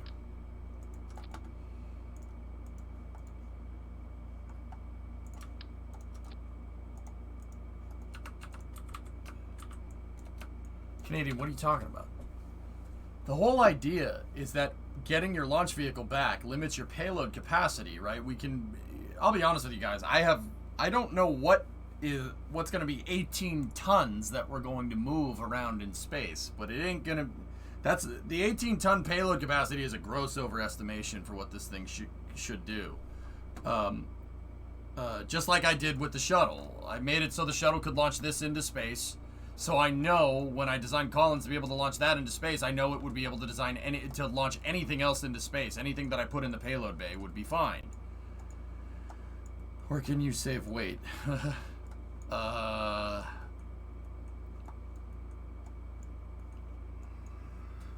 There's not many places. Ugh, excuse me. There's not many places, to be honest with you.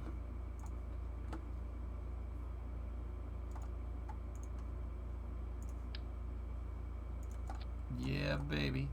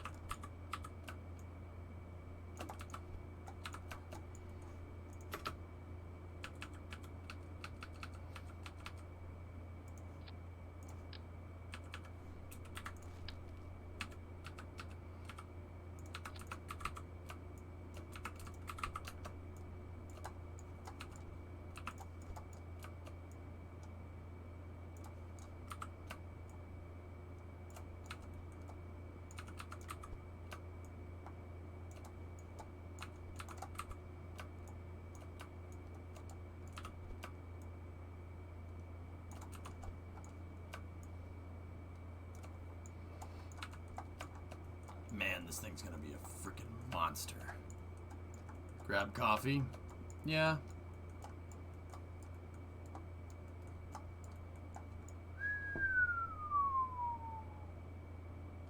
Don't forget to put the bigger fuel tank at the front of the lobed tanks. What? What are you talking about? Oh, dude, how cool would it be to see 8 of these things go... I mean, the real one was supposed to have... I think the real one had 9 arrow spikes. Make the tanks wide and you will need less panels. Guys, yeah, no, I could do that then, but I'm probably not. The 3 orange tanks, you replaced the front tank with the bigger tank before you reloaded.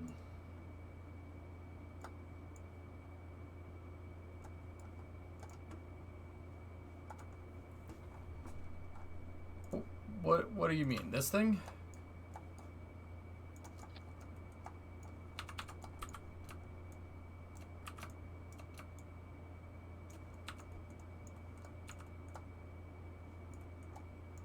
Oh, right here? This?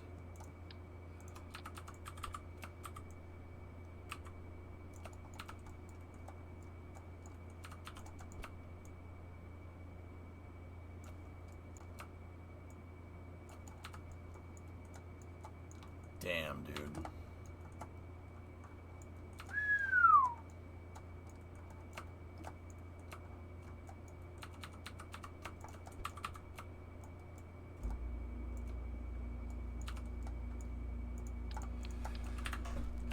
Significantly worse pass rate. Okay. Yeah, I know. I figured somebody would whine about that. Pray. The thing is that the nose. I want the nose to be heavy. Remember that part? So that's why I'm kind of willing to make an exception.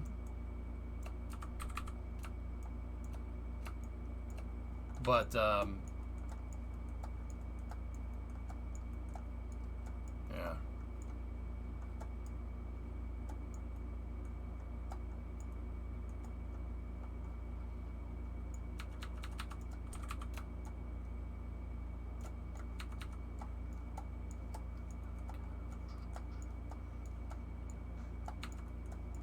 yeah. Yeah, I mean, if we pay for that bad mass fraction up front, I mean, I don't know. Here, we could...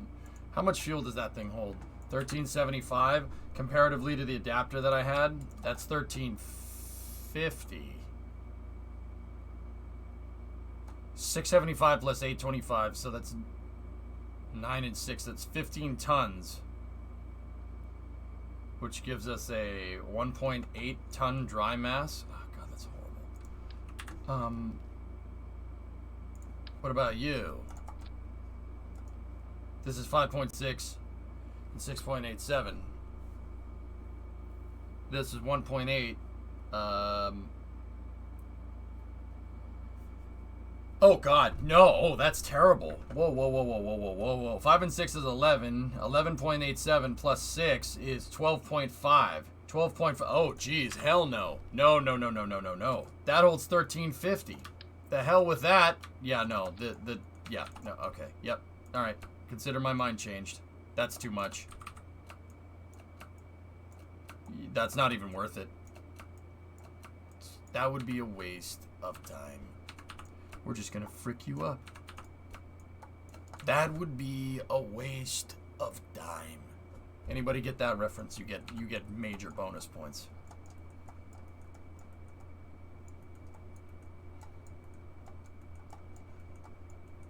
See last. How many parts do you expect? It's gonna be a lot of parts, Reagan. I mean, believe it or not, if we scale everything, actually, you know, it shouldn't be much more than the other one. Seriously, it shouldn't be that much more. I'm thinking about 400 parts.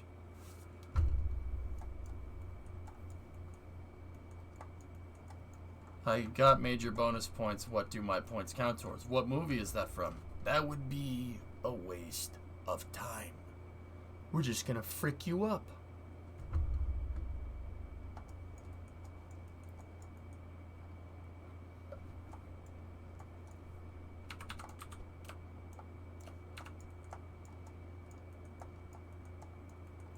Yeah, I don't know why that was floating, Dr. Death, but hey, whatever.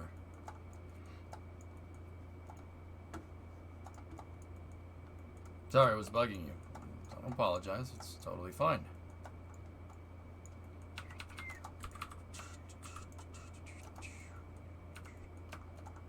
Big Trouble in Little China? Nope.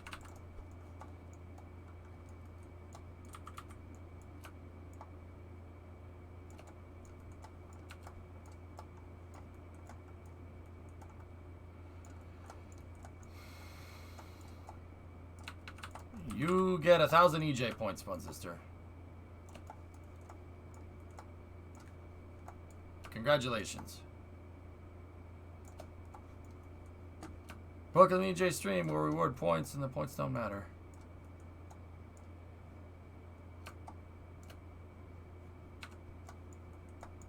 I'm just a dude playing a dude disguised as another dude. You're a dude that don't know what dude he is. Or am I a dude that doesn't know what dude he is, that knows what kind of dude that he isn't?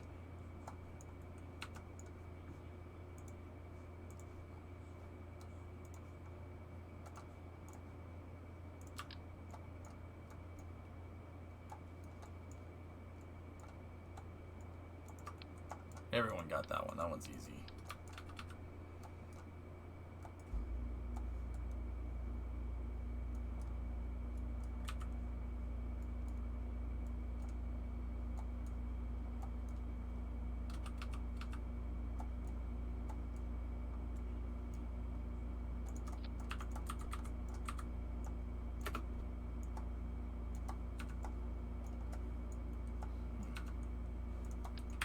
What's this monstrosity that you're building? This is what the big one is gonna look like.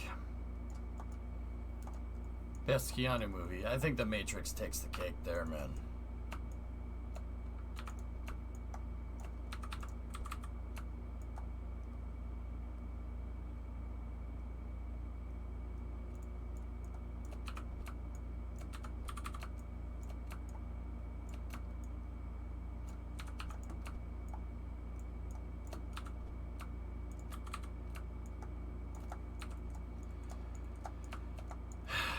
I think this is kind of what we're honing in on here, guys.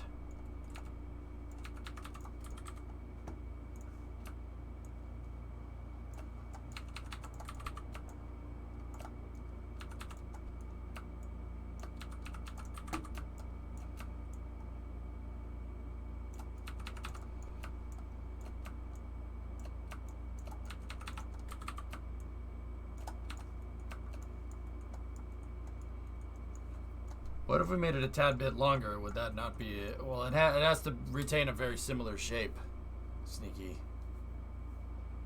So we could just take the numbers from the other one, times it by 4, and that should build the arrow shell correctly, if you want. What's the length on this? 16. 16 times 4 is 64 meters. Oh, Nikes. Yeah, we got a problem. Dude, no, that can't be right.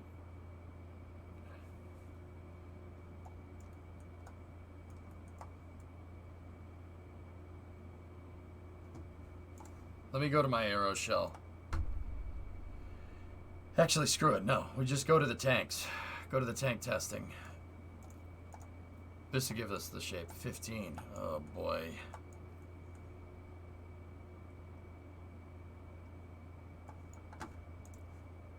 And Jaka, adding one more shuttle engine isn't going to give us more Delta V, buddy.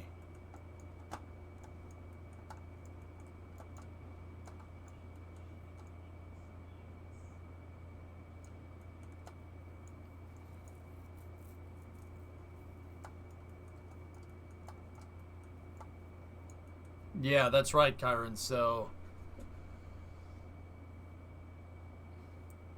4 times the mass and volume, you'll need about 1.5 times as long. Yeah, that's right. That's right. So 24 is about, yeah, that's about 1.5, right?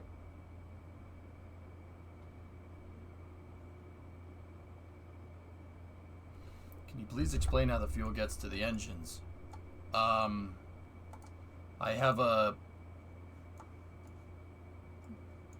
I have all the engines attached on a hierarchy system that has all cross feeds available, so it just basically, how this is set up right now is all the fuel flows through the payload bay into the engines, which is not how the real one would have worked, but there you go.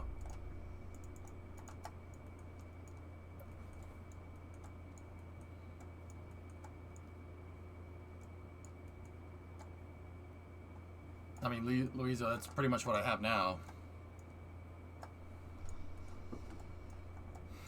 We're technically a little bit longer than we should be. I mean, we could move this back right here into position like that.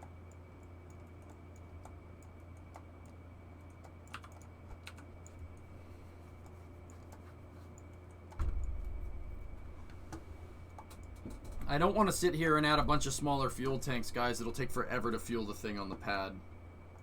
I mean, it's going to take...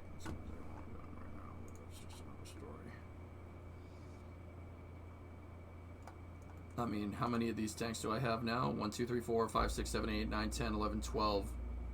I'm going to need 14 tanks. Oh, man. This is going to be the biggest fuel farm that we've ever made. Try doing a triple tank design for the nose cone.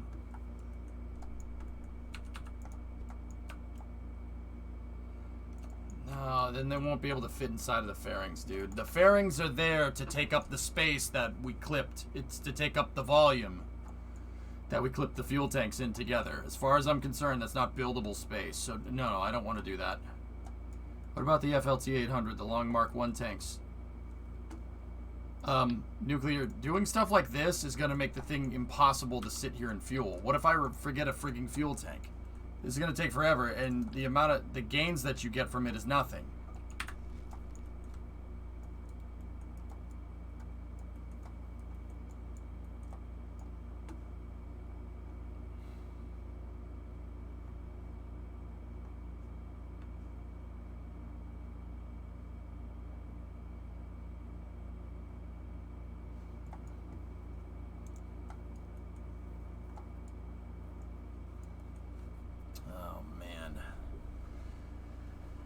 What's the issue right now? Let's work the problem. My brain is having trouble braining today, Guinea. I'll be honest with you.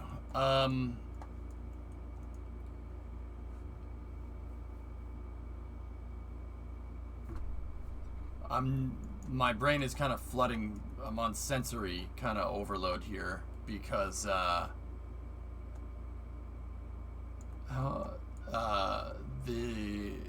the numbers, unfortunately, are scaling pretty dang well. So if I just scaled up the other one, yeah, it's giving me pretty much the exact same reading, 3,800, which means it's not going to get to space. I'm looking at this as add an engine that increases TWR. Higher TWR means more fuel can be added. Okay, yeah, Jockey, you forget I'm running out of space. The thing about aerospike engines is that in real life, you can stack a bunch of these things together. It's not a big deal. You guys got to remember, this thing is going to be 700 tons. The back fairing is going to need to be something like this. Discovery, go at throttle up. I need something like that to hold this whole damn thing up. So there's no getting around that. Oh crap! Because the body flaps are going to be out here. Oh no! Oh no! Oh no! This thing's going to need to be a little bit wider.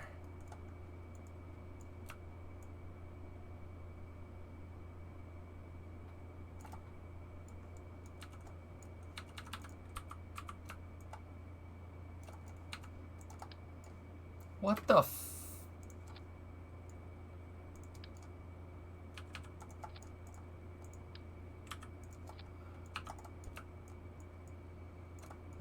dear. Who is that subbing? Drillbit, 22-month resub. What is with this game and symmetry today?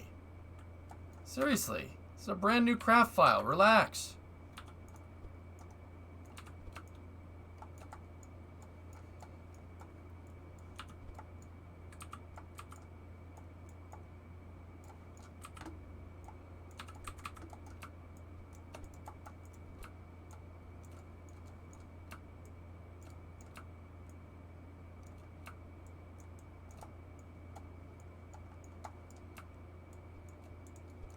Holy crap.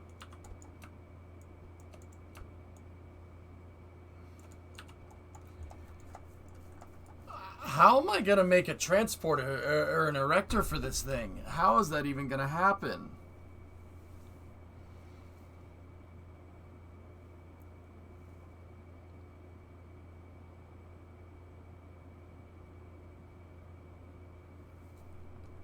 Can you use the bigger tank in a horizontal position? I can't. These are the biggest tanks that I have unlocked right now, man.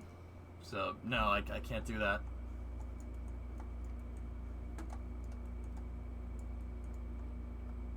I can see the arrow shell around this. I can see how we would set it all up. Can you use the bigger in the horizontal position and then make the V shape with the others?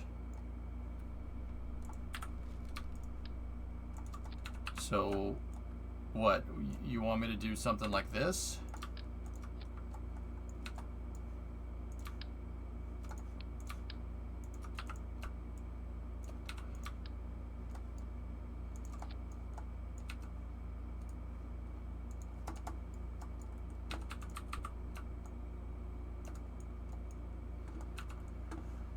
No, next to the orange tanks. Can you use the bigger tank in the horizontal position in front, then make the V shape with the others? Sorry if you don't get what I mean. English is not your first language. That's no problem. You're talking about filling in that gap right there. Okay, but no, I don't want to do that.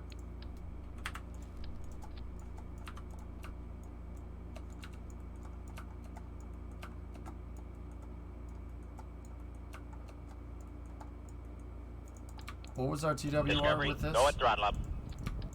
Where's the music? 1.04. Crap.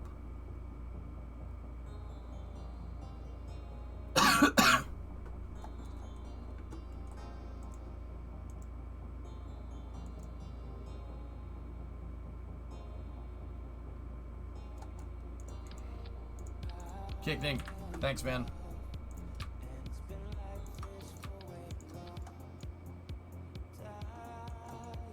Overclock the engines.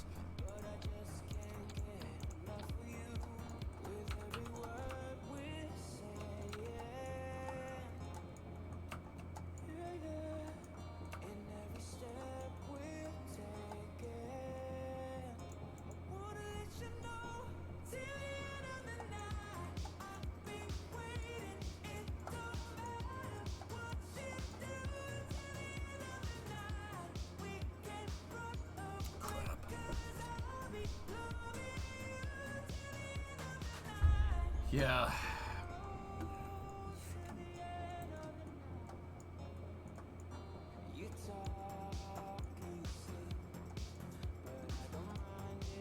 What's our relative dry mass here?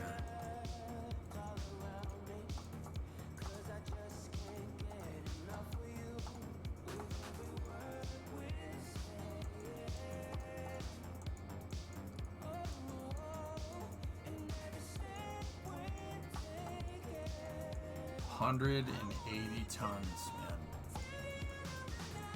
Oh, well, we gotta take the payload out, dude. 160 tons.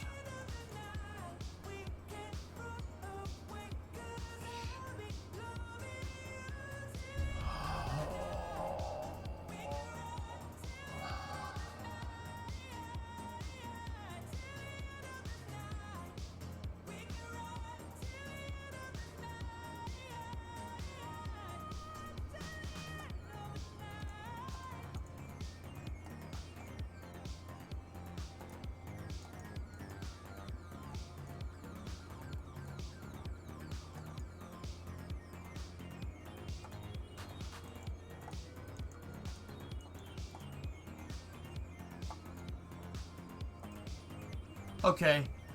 I'm just doing some quick math out. The actuators are fine. They'll be able to move Go at this. throttle up. Yeah, they'll be able to do it. Yeah, I'm not worried. They can do it. Each one of these telescoping actuators has 800 kilonewtons of force. See? Stack two of them on top of each other, that's 3,200 kilonewtons of force. That's the equivalent of 32 shuttle engines. Or no. Sorry, not shuttle engines don't put out 100 kilonewtons of thrust, you moron.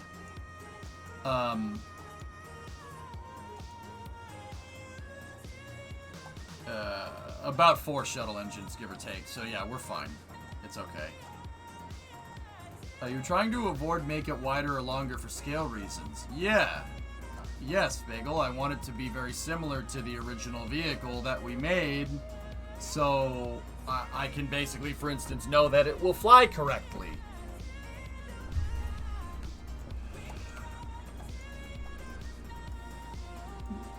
Two by two formation is not ideal, but I could do it.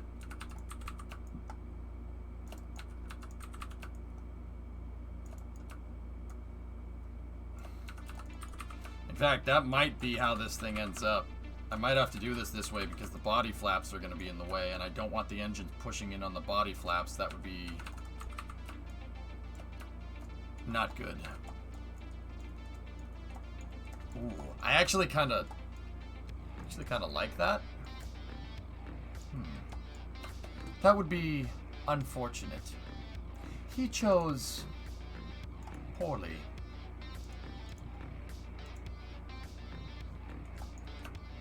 And then we also have to take into account the OMS engines.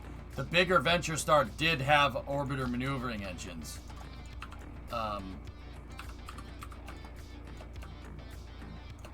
So like, hold on. 355 from the Cheetah engines, right? 345.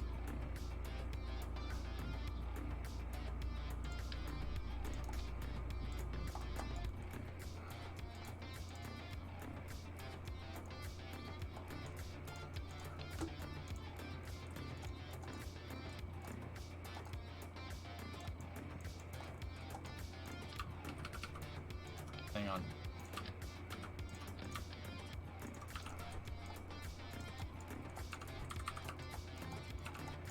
$158 meters a second.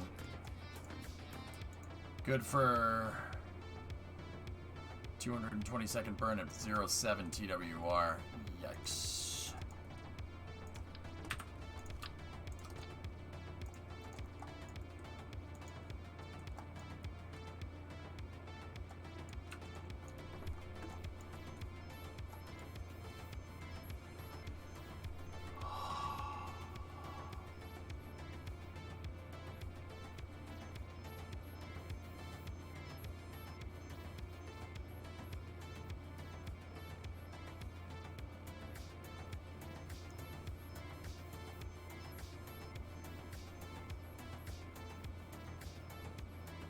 corrector tweets.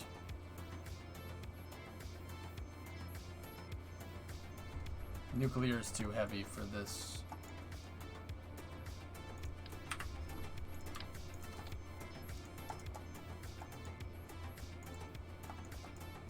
$158 delta V at 0.29. And if we did the old trick like we did with Freedom's upper stages, it could work a little bit better. I wouldn't mind that. That works. Those work like good ohms pods should. 1.75. So 250 at 350, 345, 355. This gives us the most TWR, right? That one gives us 0.29, 158, 55 second burn. This one gives us 0.07, 226 second burn, 158. This gives us 161 with 0.14 TWR. We have a little more delta V with this, but it's all staying very consistent. We don't need high TWR. These are our maneuvering engines, so this is like the ohms pods for the shuttle. And that's taking into account 4.5 tons of fuel. Frick. Oh, crap.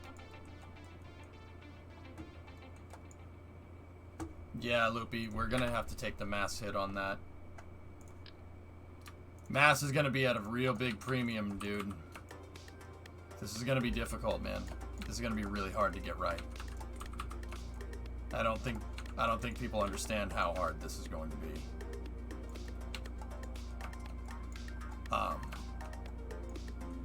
My God.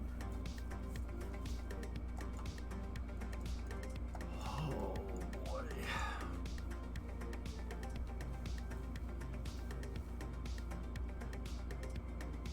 I have wolfhounds. Wolfhounds suck when you're trying to move something big. They're terrible because they're heavy. They're very heavy. Yeah, great. You get 380. Here, I'll show you. You get 380. Here, I'll pay for it. I can pay for this stupid thing.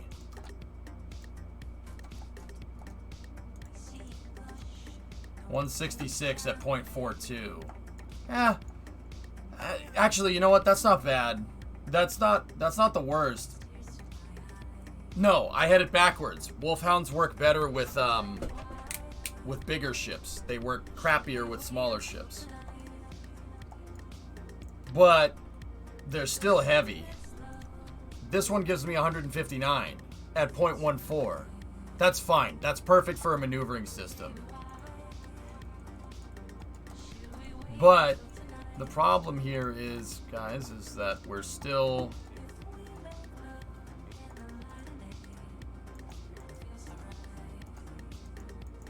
I'm doing some estimations out for how big I want this thing, or how big I need the thing to be.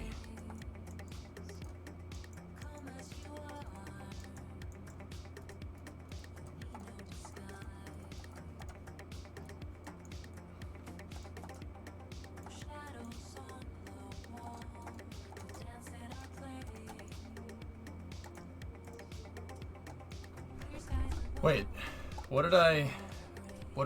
Oh, I added more. I added more fuel here.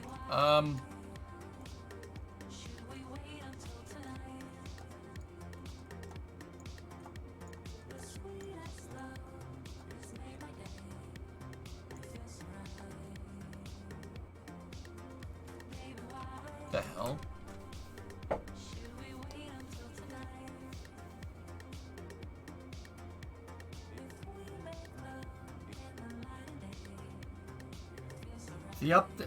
Shouldn't we take it easy with Chungus until the update? Remember what Max said. The deadline for the SSTOs is before we think the update is going to come out, lol. So I don't know what that's going to do. Turn off ohms. The ohms tanks are locked out.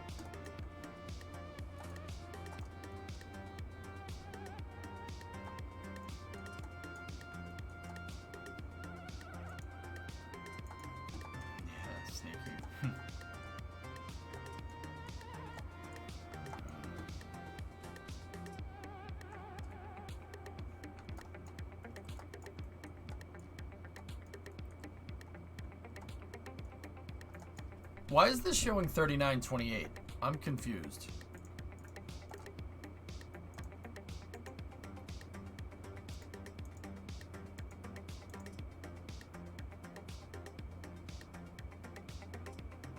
It should be about 100 meters a second for the deorbit burn from 100 by 100 here. No, Louisville. I built the small version of this so we could scale up to the big version and we understand a lot of things here. Jaka, okay, you guys want more TWR. I don't understand why you want more TWR. You know that having higher thrust to weight off the pad in the atmosphere is going to end up hurting us because the aeroshell, right? Which, remember that whole makes drag thing? Why are you guys pushing for more TWR? More TWR will just increase the dynamic pressure and will just make more drag because that's what it's designed to do. Remember that part? Adding more TWR is not going to fix this problem.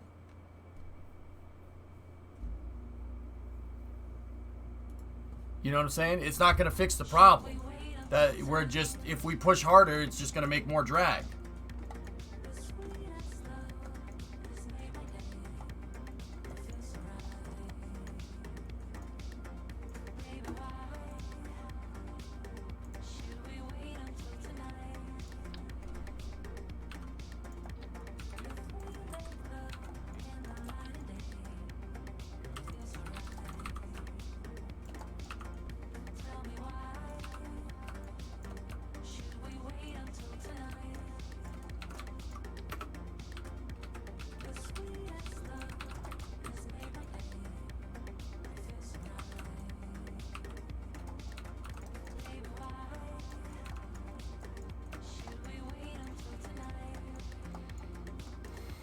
You might have covered this, but can you mix high vac and ISP engines and shuttle engines?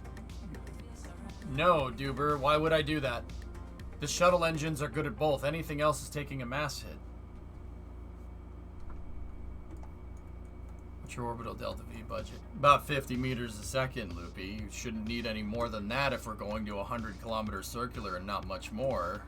Because it should, like space shuttle, right? It should do the same thing. Keep in mind, guys, all this is taking into account 18 tons of payload mass and 50 tons of aeroshell. 50.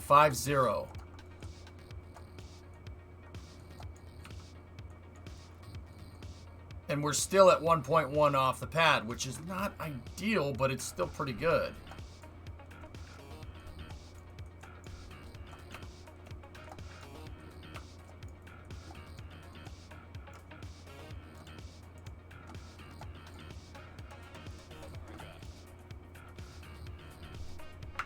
Are you going to do any adjustment to go to lower and higher orbits?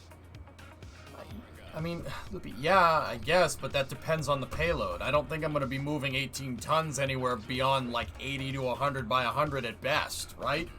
It really depends. You know, like, am I going to move something somewhere? I don't know, man. Remember, it's supposed to be an all-purpose vehicle.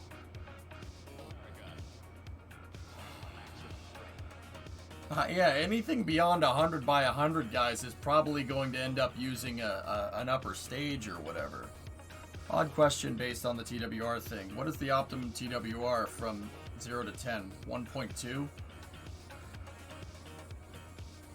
He's saying America, Colonel.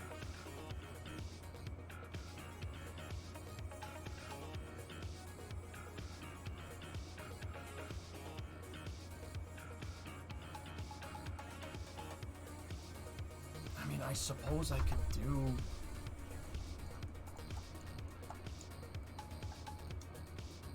$3919.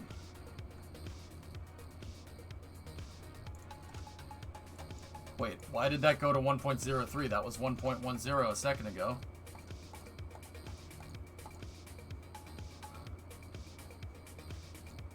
Oh, okay. Oh, jeez. Alright, well, where does this get us?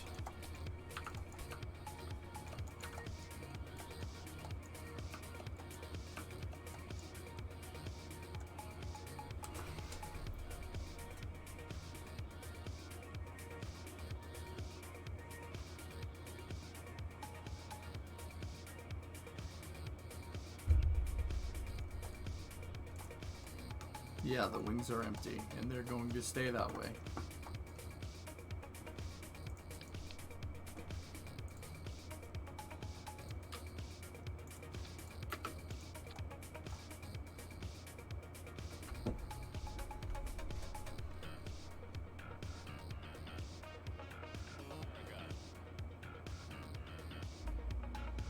I get it, Jock. Yeah.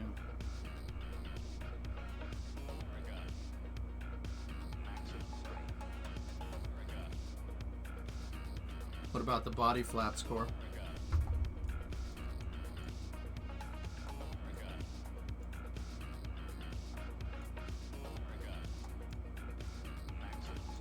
Holy crap, dudes. Holy crap. This is gonna suck.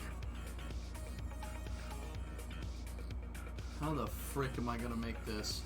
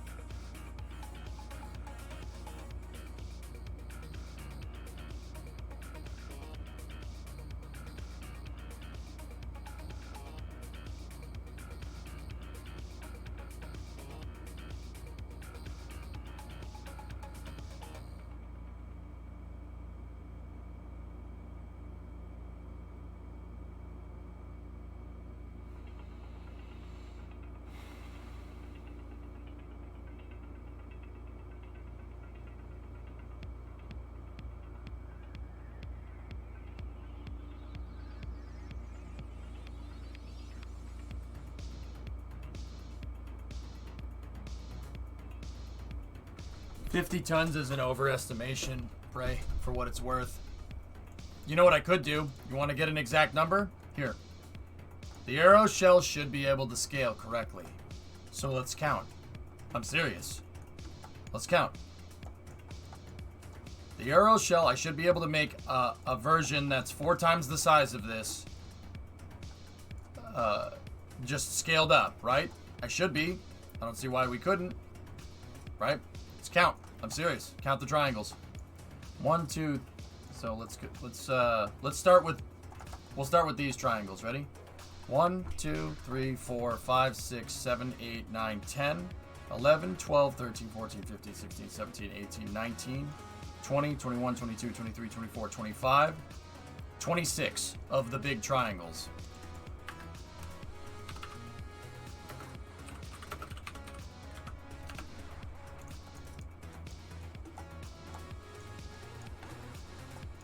So now, 1, 2, 3, 4, 5. Okay, let's just start here. 1, 2, 3, 4. 1, 2, 3, 4, 5, 6, 7, 8, 9, 10, 11, 12, 13, 14, 15, 16, 17, 18, 19, 20, 21, 22, 23, 24, 25, 26, 27, 28, 29, 30.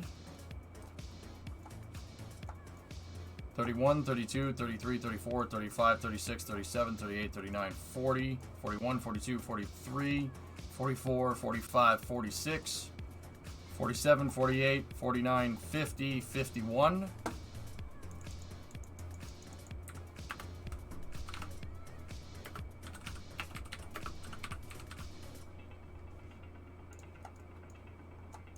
$52, 53, or no, 1, 2, 3, 4, 5,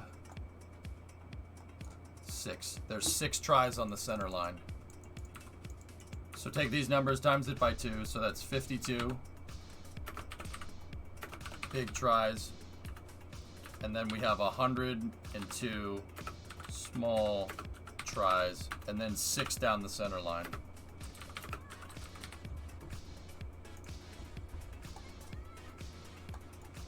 Right?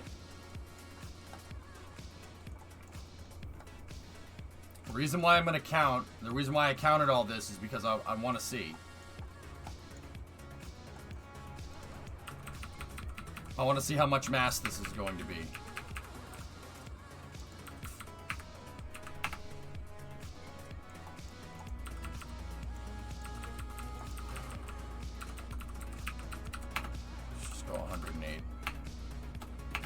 108 small, 52 big.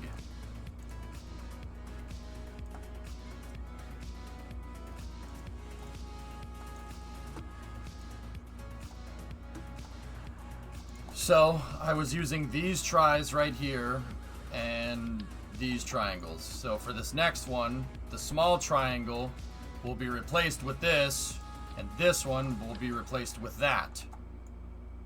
Okay? So we're gonna need 52 of these. Alright, so let's just check something here.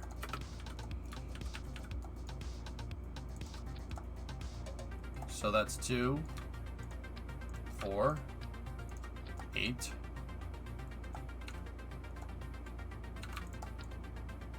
16,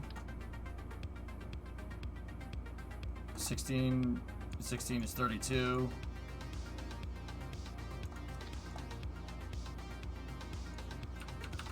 We said we needed 52 of these. So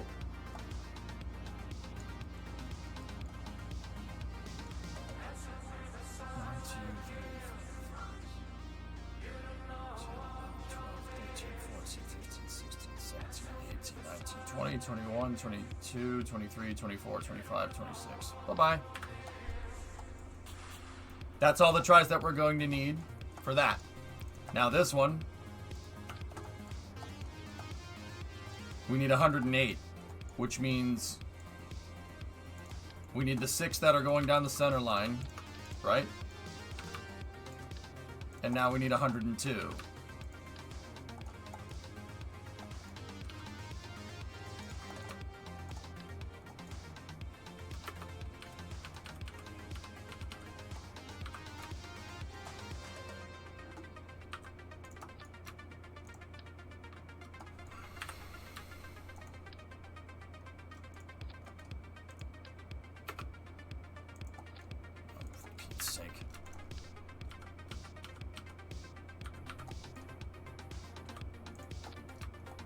So that's 8.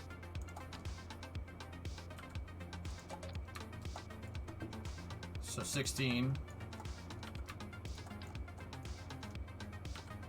32.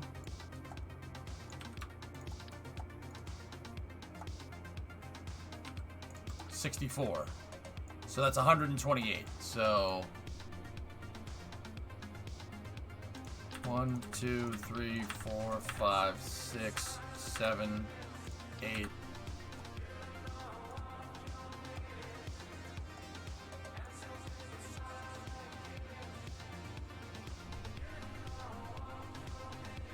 Which means 56 on either side, and we need 52. 55, 54, 53, 52. There it is. All right, so that's all the that's all of this stuff that we should need right there.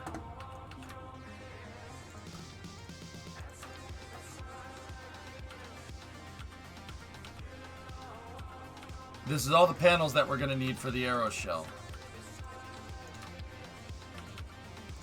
Right? 51. All right. Well, there you go. Sorry, my math is not doing well today. All right. So we're at 715. Take that off.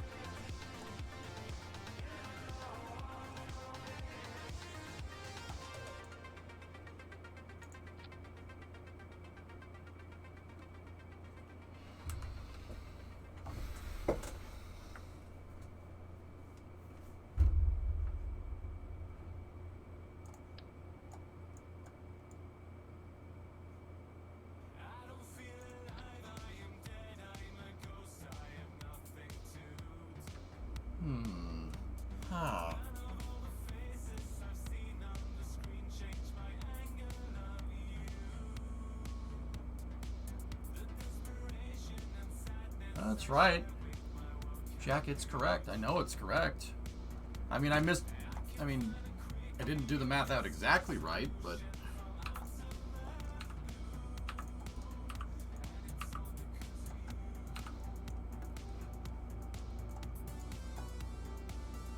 So that's all the triangles. So that's going to be the entire front of the arrow shell. The entire front of the arrow shell is 15 minus 3. It's 12 tons.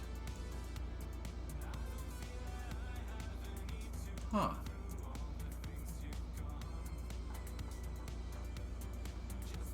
Discovery, go at throttle up.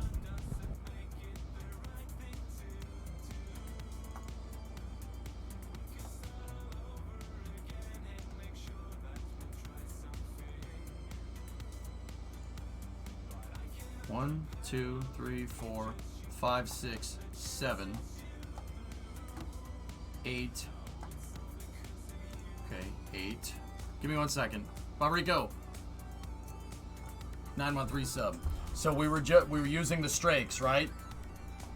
And there was 7 up the side and 1 underneath. And in this version, instead of using the strake, we're gonna need to use these guys. So that's 1, 2, 3, 4, 5, 6, 7, 8.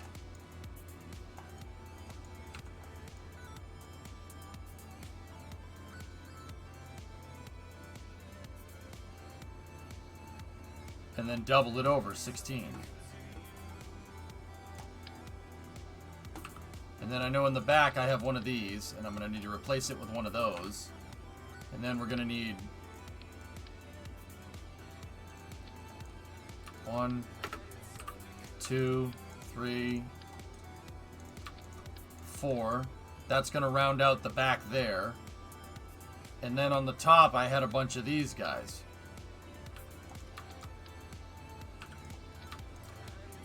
And then I had one of these babies at the end on the other one, so we're going to need one of these guys here.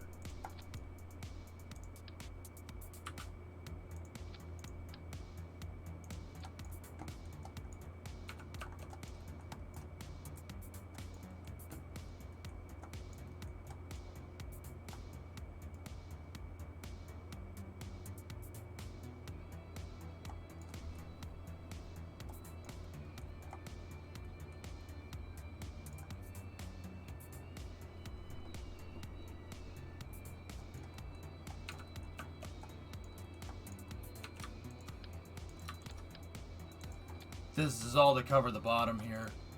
To cover all the bottoms there. And then I'm going to need... also, I need a row of these panels going to the front.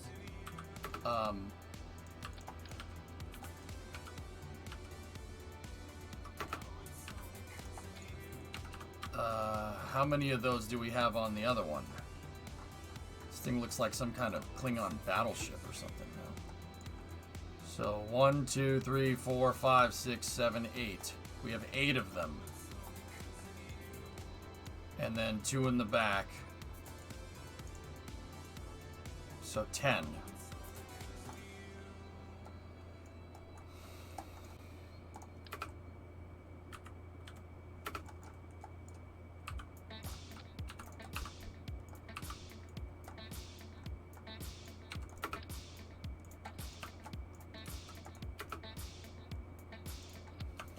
Two, 3, 4,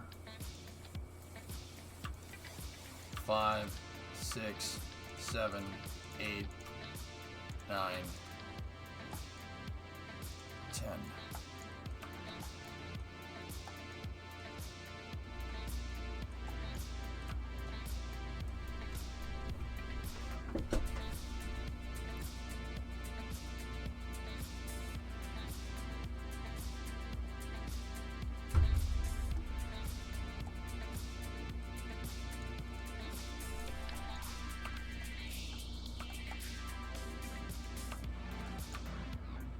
Am I missing something?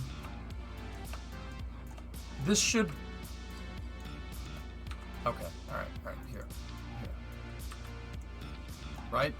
There's all the panels that we'll need, okay? Here's this nice heat sink that we made. That's all the straight panels that we'll need, for the most part, right? This, because like I said, it should scale just fine, right? And now, more or less, this is all the things we need to make the wing shape, more or less. Right? That's everything we need to make the wings of this thing.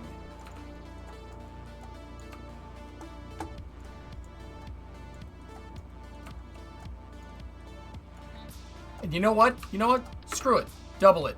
Just to be sure.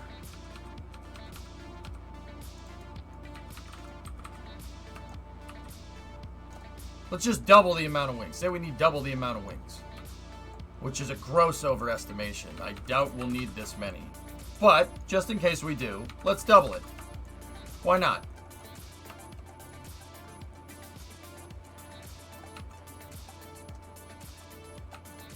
It's 30 tons, guys.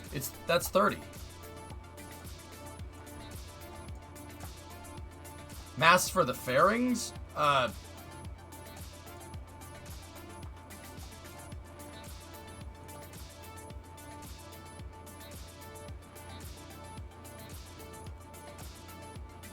This is everything we're gonna need to make that arrow shell. You want me to double it again? I'll double it.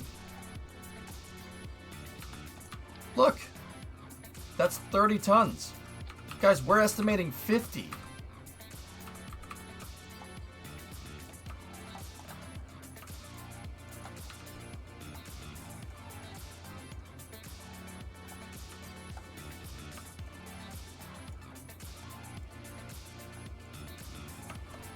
Yeah, okay, Loopy, I understand what he's trying to say. Jock, I'm not looking at total mass. I'm looking at what the mass of the arrow shell would be. Remember, we figured 50 tons because the arrow shell was 12 tons. We figured because these triangles take up 4 times the parts, right? Like, if I take these triangles, right, that and that triangle, and build them in the exact same way, I make the exact same arrow shell, but twice the size, right?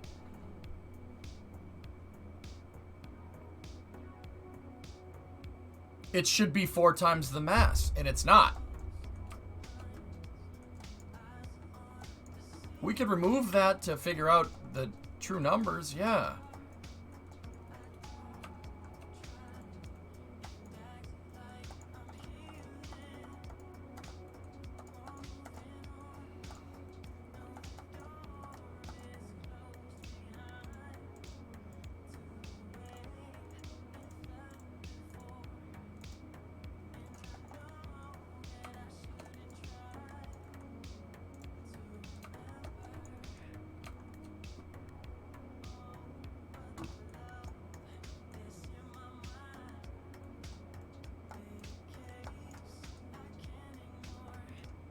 Sorry, no, Jack. Well, now I am. Now we are.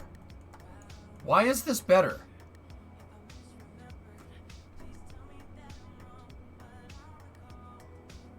Wait a minute. The mass fraction is the same.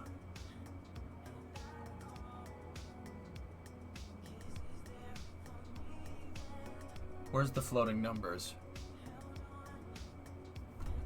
Does this... There's something we're missing. I'm missing something. Yeah, we're missing something. We're missing something, dudes. I don't know what it is, but we're missing something. I don't know what we're missing. I'm doing something different here.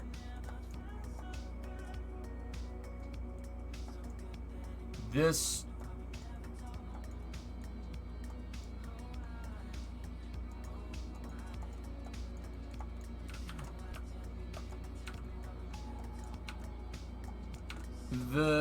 It's proportional, Luizo. That one is 10 kilos, right? And then the panel next to it is 4 kilos, and it's 4 times the size. Or four of these make up one of that, right? And then that one is 150.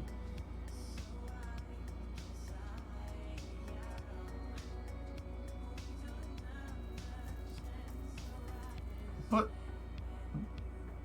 Whoa! No, wait. There it is. You see what I see?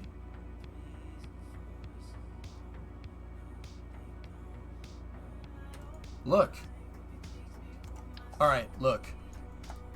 Look, fellas.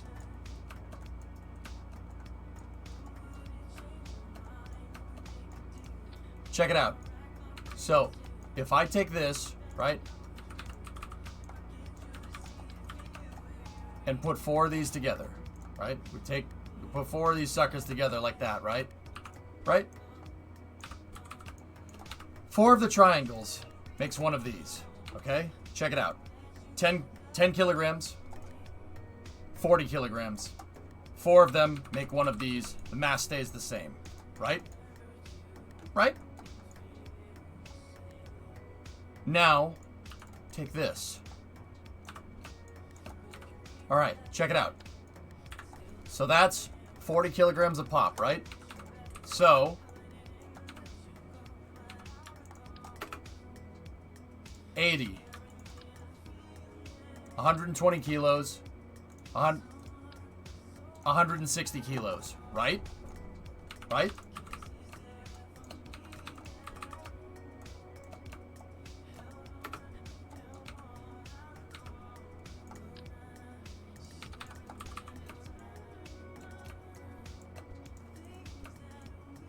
Same size, right? It's the same size. So, that should be 160 kilos. It's not. It's 150. Uh-oh.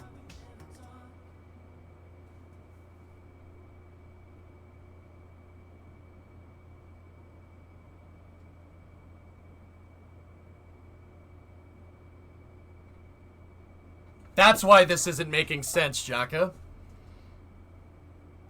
Wait, that's not how physics works. That's not... that is not how physics works. You don't make something and take something and make it 4 times the surface area with the same thickness and have it be less mass. That is... That's not how that works at all. Dude, I thought I was going nuts. Dude, I thought I was going insane over here. I'm like, there's no way. That doesn't make any sense. Why doesn't this not weigh enough? But the reason is because we could shave off tons the more of these that we use. Don't tell squad. No one say a word. Please. Don't say anything. Yeah, pray, whatever. You know what? We'll make it... We'll have those miracle panels make up for the fact that our mass fraction is poop. These tanks are literally made out of lead. The panels are Delta 2. They're milled. My man. Just let it happen. It's fine. Now, wait a minute. Wait a minute. Wait a minute. We were using these panels before. What is this one? 75 kilos. Right? And this is 1/4, right? So 75 times 4 should be this thing should weigh 300 kilos, right? That one's right. Oh, someone done made a typo.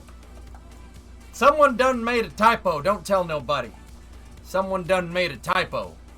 And we won't tell them about it. In fairness, the panels aren't uniform thickness. The edges have more structure, which isn't needed in the larger version or whatever. Yeah, we'll just pretend that, yeah, it's welded versus milled. Exactly. Loopy is right. Yes. Sure. Absolutely. Erebors, high five. Whoosh. Because, guys, that reduction in mass means if you build a bigger SSTO with these triangle panels...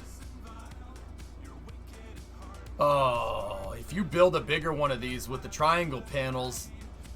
the more the arrow shell will pay off, the bigger you make it. You freaking fricks!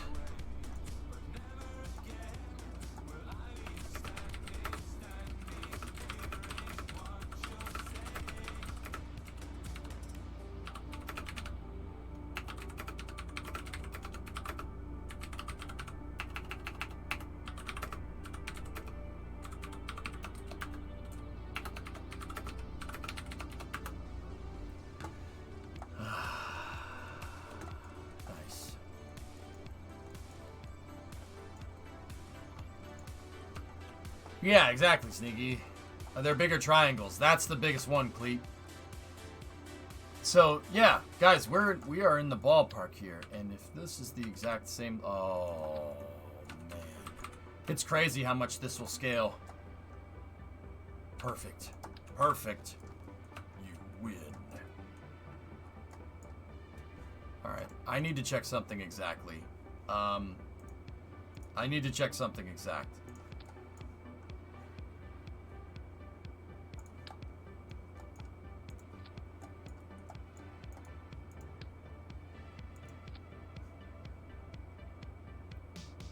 Yeah, it's not a rounding error. That's absolutely a thing.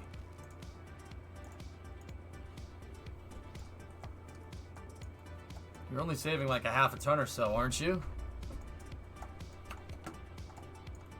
It's 10 kilograms a panel. So 10, 20, 30, 40, 50, 60, 70, 80, 90, 100.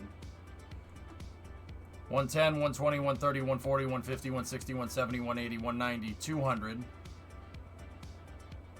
210, 220, 230, 240, 250, 260. So times that by 2, that's 500 kilograms, man. It's a half ton. Dude, that's a big deal with SSTOs. Yeah, that's a big deal. The mass is crucial with this.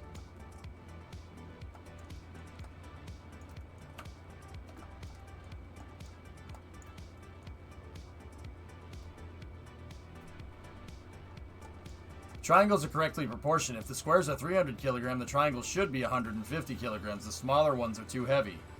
Ah, yeah, Mayan, that's a good point. Still supporting the theory that if we scale up, we should be fine. What do you think? You think this is enough wings to cover this whole thing? I think it is. Wow. This could work, man. We could really get this right. I can't believe that. We can really get this right.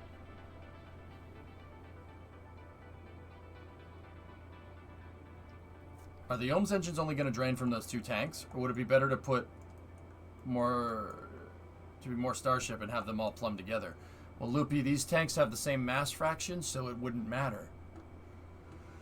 I'd rather have these confined to this, right?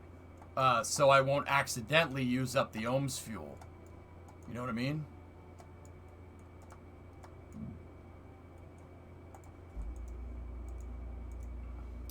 Right now, 40,000. We're at 40,000 or 4,050, right? And if we go into vacuum, it goes up to 43. Couple that with 167. So total delta V right now is hovering pretty much at 4,500.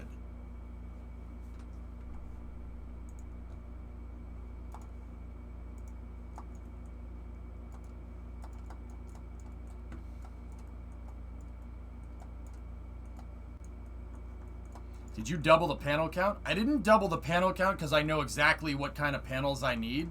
I doubled the wings. Just as a gross overestimation. Yeah, that's what I did. But you can have a smaller aeroshell if you make the sides with the tanks all the way to the nose and cover only the gaps in the torso and belly. Or I could make it exactly like the one that we just tested, Louiso, that I just spent 2 weeks trying to make. And, oh, I don't know. Have it fly exactly like the other one? Like, there's a whole point to making that, dude. And this has 18 tons of payload. Yeah, man, no, man, it's 18 tons in there. And this has the payload bay, too. What am I missing? That doesn't make any sense. This makes no sense. What am I missing? Oh, no problem, man. No, it's even better than it was, dude. What am I missing? Something's not right here. Landing gear? Okay. Here. I'll overestimate. We'll do 4 times the landing gear that we had previously, okay? I'll do 4 times the amount. So, this is what we had previously. 3 times 4 is 12. So, 3, 6,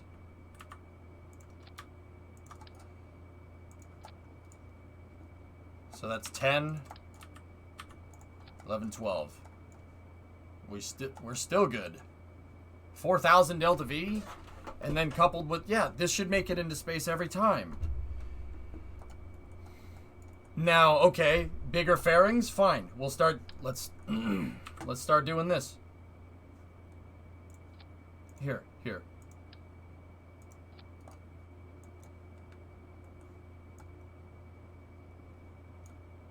Okay, so that's 3.5 tons, and we have 3 fairings. There's no way a fairing that big is going to be that. There's no way the fairing's going to be that big. There's no way. Here, let's check. So let me just make a fairing that's approximately the size of the tanks that I would need. Just bear with me here, okay? So we're at 86,930, okay?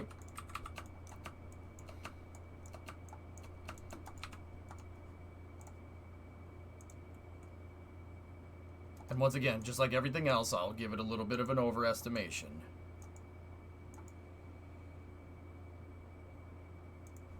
Yeah, okay. So that thing is about 2 tons.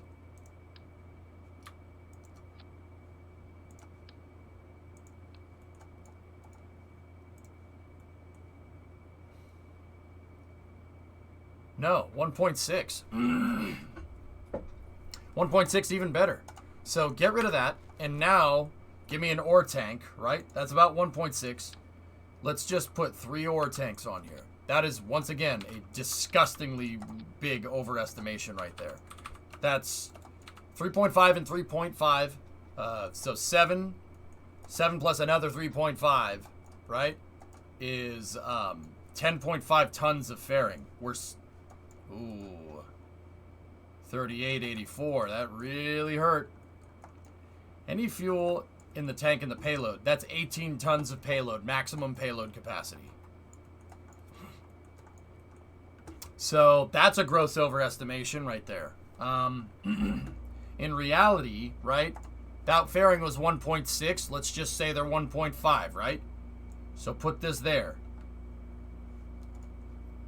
This is estimating that each fairing is close to 2 tons, and it's at 39.38. We're still good. Are you making a Kraken drive? No, MGB. This is just me. I'm taking all the parts from LV5A, the small one, and I'm doubling the parts, and I'm putting them here in this craft file, doubling the fuel tanks, engines, etc., ohm systems. I'm putting everything together here before I go and make an arrow shell for this thing. Putting it all in here to try and get myself some numbers. And factoring in 18 tons of payload, and once again, we're overestimating. This is huge overestimates all over the place. Because, once again, these ore tanks weigh 500 kilos, so we're figuring 2 tons for each fairing now. This is basically all the parts I'm going to need to make a bigger version of this. It's just going to be a bigger version of that, exactly. 1, 2, 3, 4, 5. And then let me just look at the bottom here.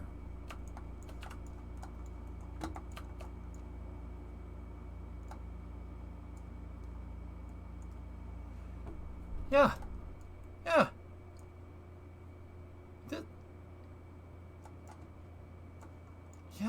This shouldn't be bad at all. Guys, I don't know why it makes a difference when you get bigger.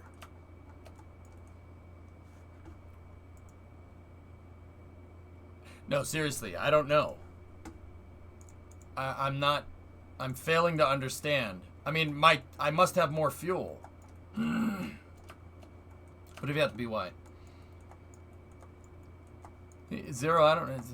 What did she say? Please refresh my memory.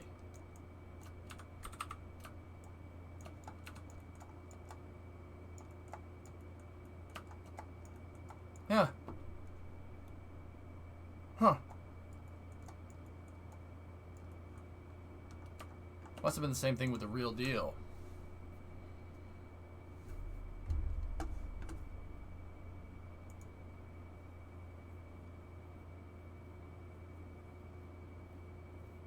What is this, pray? This is in megagrams. Megagrams. Nice.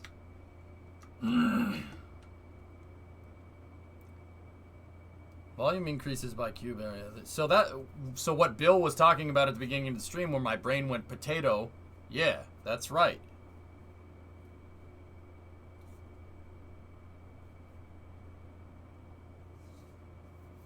Yeah, Sneaky, it also makes sense because if you look at the X-33, there's some physics here that I don't...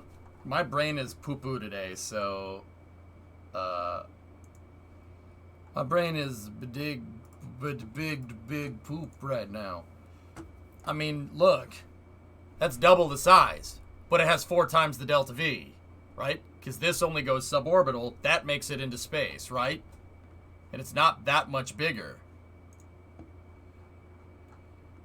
Huh. See what I'm talking about?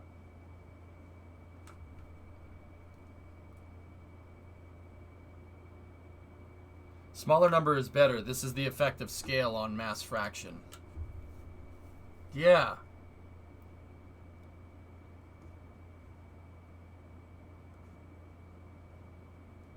And pray that it kind of proves something that I've kind of been honing in on.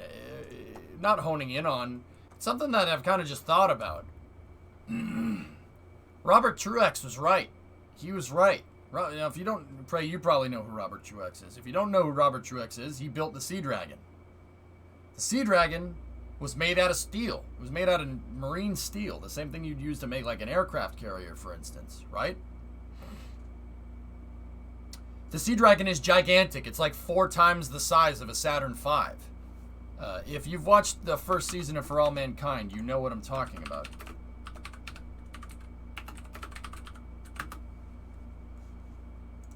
And you'd think that building the rocket, right?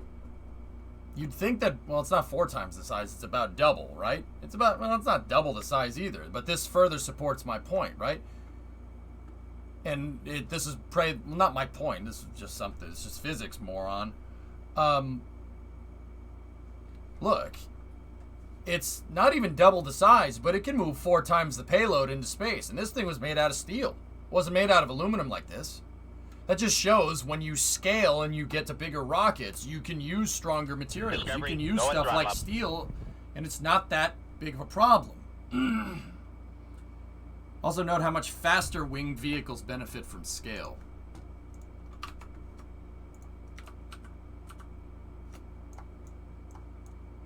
It's interesting. I'm surprised people don't do this more, right? It was a paper rocket, Captain Failure. They wanted to, though. UK dude, hey, thanks, man. 14-month resub. Yeah. It's crazy. ELVs, flyback first stages, ballistic reusables. So that's like smart reuse. Ascent propellant mass. Yeah, as it goes. Huh. Huh.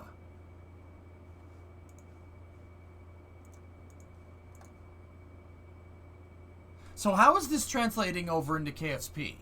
And why? Why is this? I'm confused now. My brain, and I'm maybe just brain do not good. What more like? I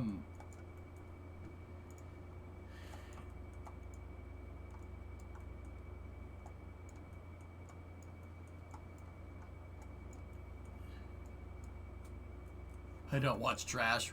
Freaking savage.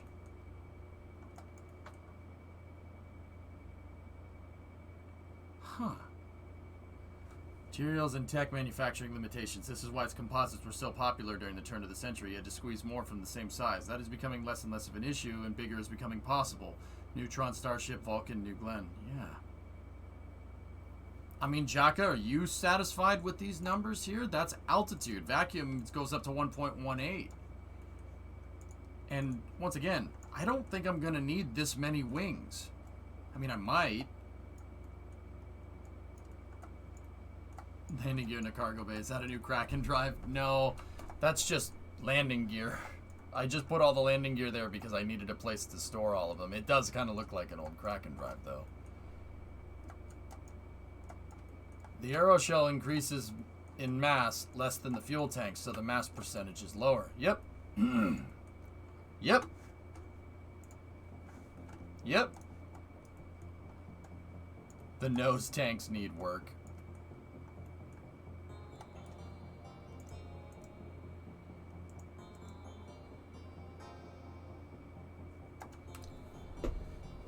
This is within margins with an overestimate. This is more than satisfactory. Yeah, that's the real thing, Sneaky. Guys, should I start building an... I think we should start building an arrow shell for this thing. I'm serious. We should start building the arrow shell. We gotta finalize our tanks and get the bilobe tanks with the fairings figured out. Do you guys see anything particular here? And I'm serious. I'm actually asking. Questions, comments, concerns. Serious.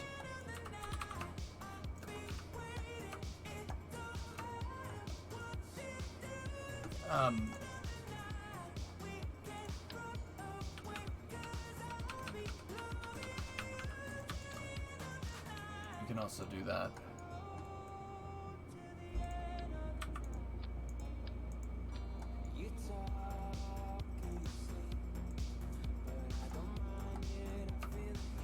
No, well, Sneaky, tomorrow, yeah, but it's not going to take very long.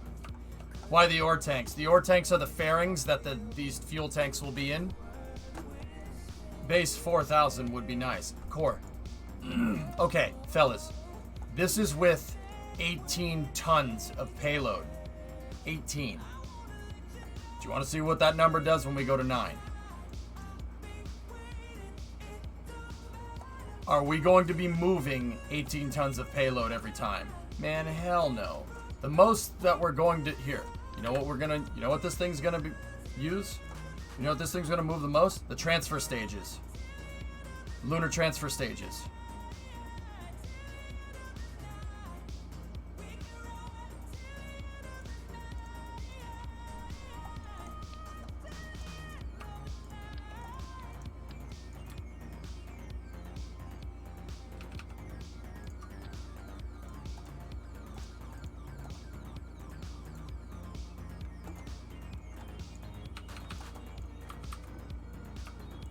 That's what we're going to be moving the most.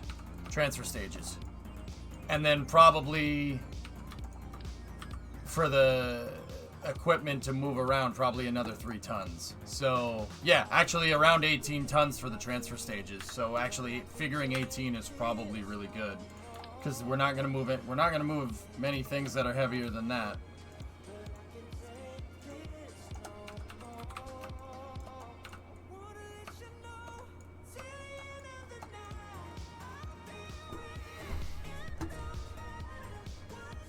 Just learned SpaceX was incorporated on the exact day I was born, huh?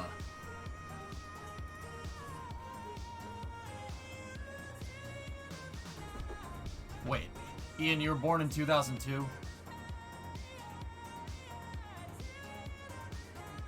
I got 14 years on you?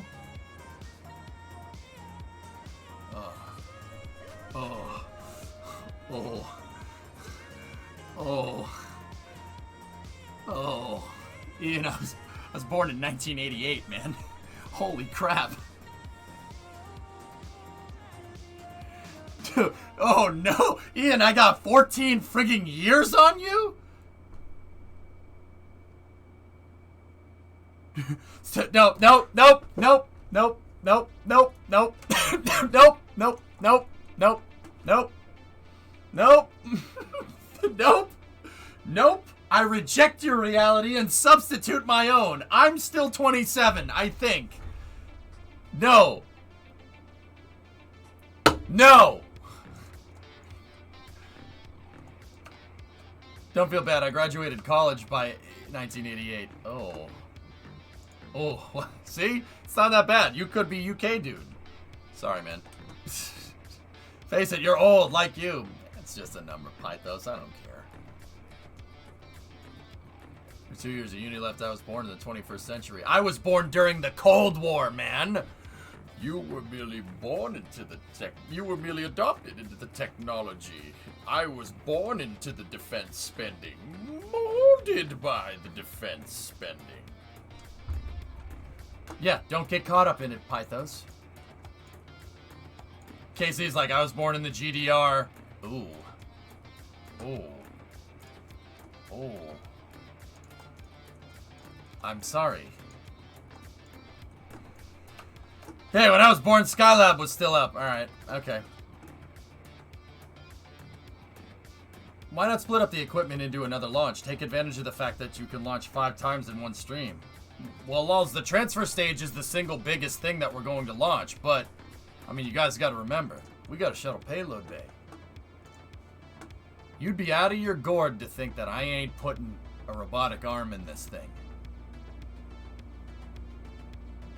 Oh, I'm putting a robotic arm in this. Oh, yeah. I'm going to have a configure. I'm taking Colin's payload bay from the shuttle. I'm taking that design and I'm making 100% configurable payload bay. Do not sit here and think that I am not doing that. I am absolutely going to do that. You want to put a crew tank in? Boop, crew tank in. You want to put a flight deck in? Boop, flight deck in. You want to put the transfer stage? Boop, transfer stage, no problem. Docking adapter? Boop. Just pick it up, put it in, pick it up, put the thing in, and then we back it out to the freaking thing. Launch. I don't think that you wouldn't do that. Oh yeah, nope, yep, nope, that's what we're doing. Boop. Go, go, gadget arm. Yeah, Sneaky, that's an applications program. What is this, Police Academy?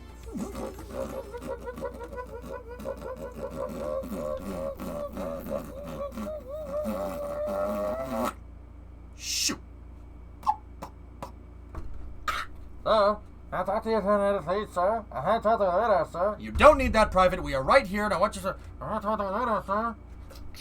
I'm having trouble with the radar, sir. I lost the bleeps, the sweeps, and the creeps. The what, and the what? You know, the bleeps. The sweeps. And the creeps. It's not all he's lost. Sir, the radar, sir. It appears to be jammed. Raspberry. There's only one man that would dare give me the raspberry. Lone Star!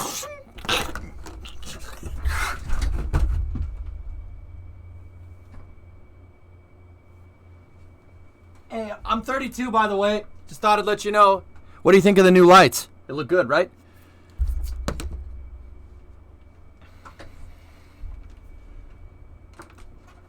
Just thought I'd let you know.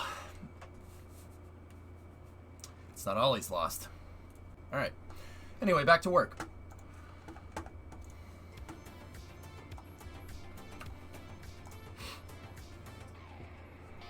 Is this all right? Did I break it? Discovery, go at throttle up. It's good. It's fine. It's fine. It's fine. No, I'm 27. No, I am a banana. 10 out of 10 for the scene recreation. It was worth it. I'm 41 and I still do that. Yeah. Spaceballs. You're really a spaceball, chat, aren't you? Thanks, sir. I already told him, sir. He knows everything. What? You went over my helmet? No, not over, sir. More to the side. It'll never happen again. Discovery, go at throttle up. Incurable pickle? May the Schwartz be with you. Welcome to Mission Control. You go at throttle up. What? You went over my helmet? What is I Am a Banana?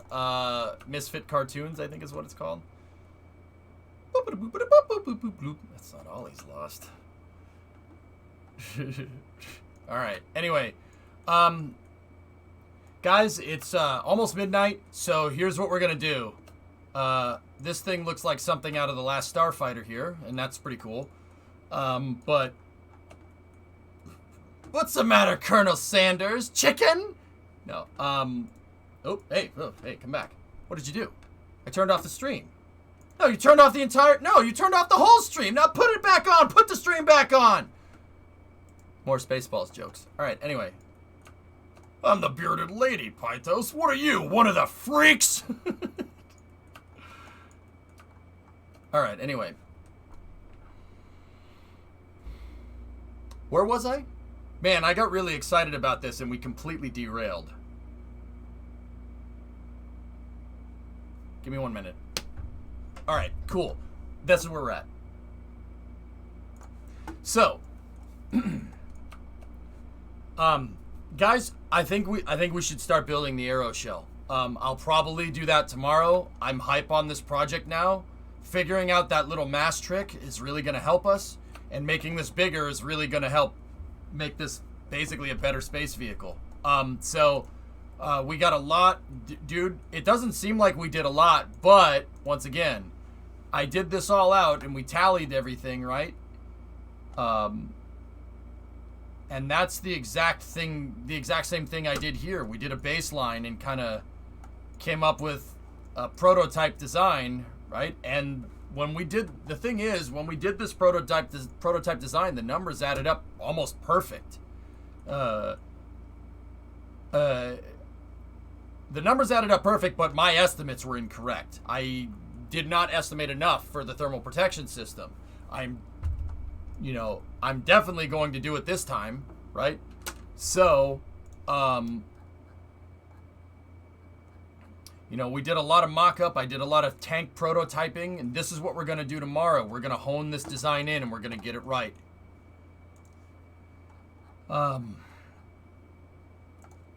Yeah, it shouldn't take very long. I should have you an arrow shell by the end of the stream tomorrow. A fully built out version of this. It's not going to take much. And this is what I mean about building subscale. This thing will look like this by tomorrow.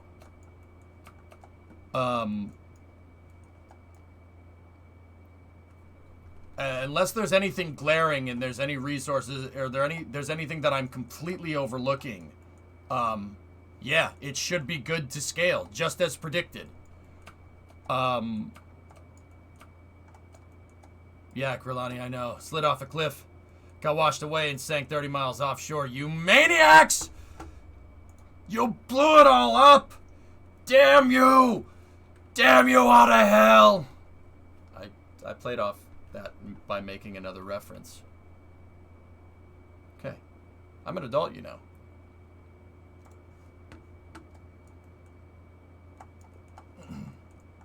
If only Space News was shorter than today. I don't want to do Space News tomorrow unless some glaring new information comes out, Blue. I want to build this. Are you going to come back and tweak the little boy for crew use or small sats? I don't know. I don't know. It needs more fuel. This design needs way more fuel. In fact, I'll be honest with you, I can't believe we almost nailed this on the first try. I think this might have to stay as a suborbital demonstrator, JuiceBot. But it did serve its purpose, and it was pretty damn good at it, too.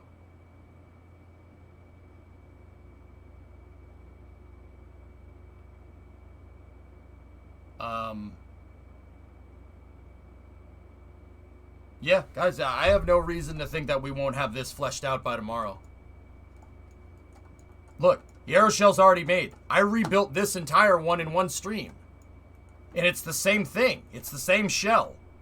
As long as I get the angles right, it's the same damn shell. This shouldn't be too hard to make. I could just literally copy this. Hey, can I copy your SSTO? Oh yeah, sure, man. Just make sure you change it up a little bit, okay? Dude, this is perfect.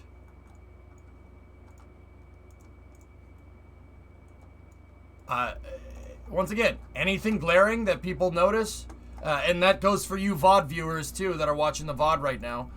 Anything glaring, you see anything that I missed, overlooked, tell me. Go check. I'm probably streaming right now for you VOD viewers. If you're watching this on YouTube, first of all, hi.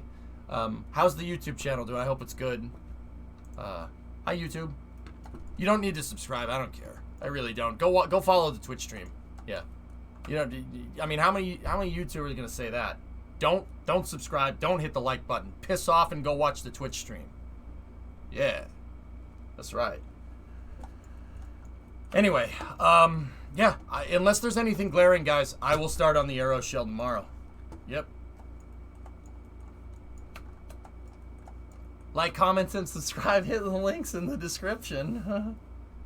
It really helps me out. Yeah, see, we don't need to do that here on Twitch. It's good.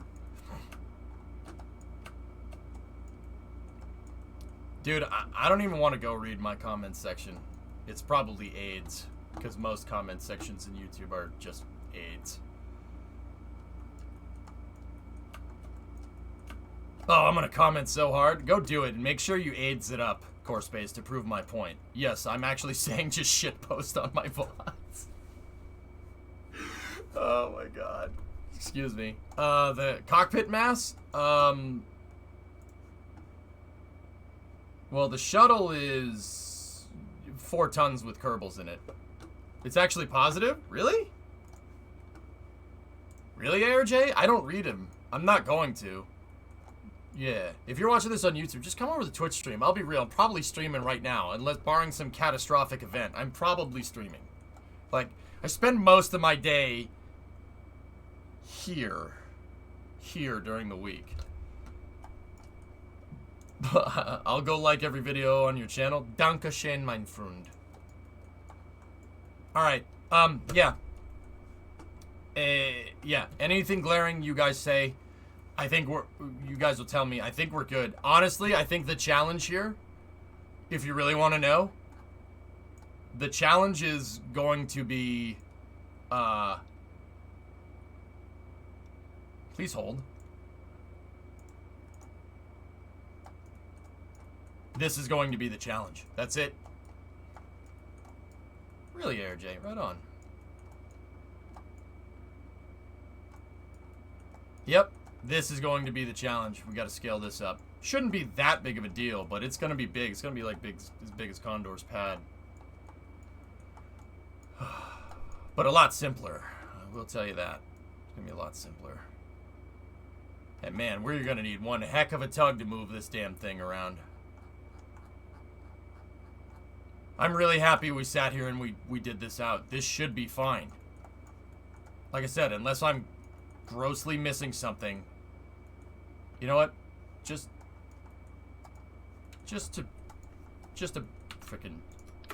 humor me. Alright? Let's just...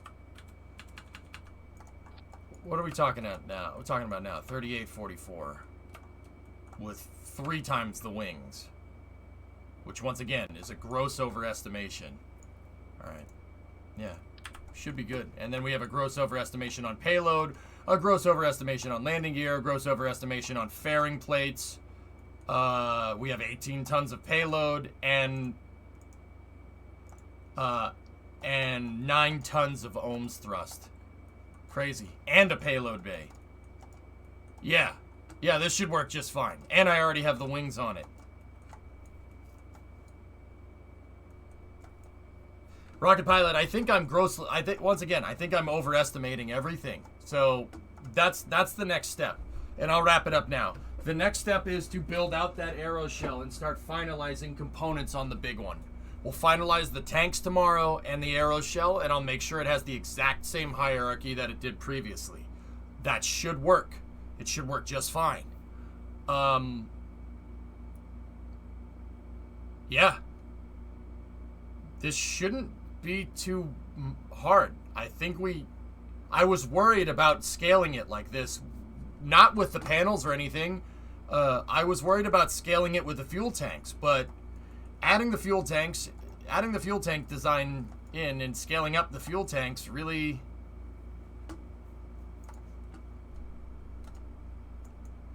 yeah, we're good, man. What's our dry mass, just out of curiosity? And remember, this was with smaller tanks up here.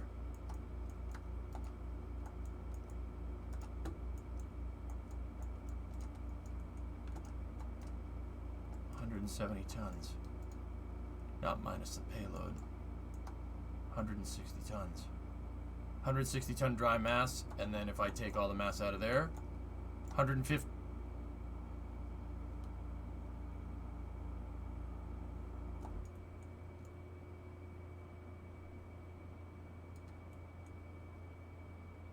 $153-ton dry mass here.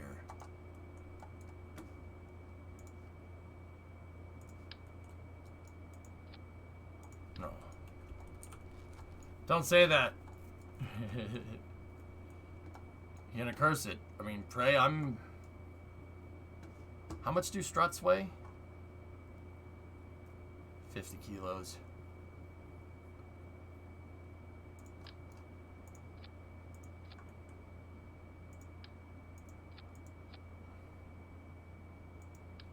And wait, 7:30, 5:30.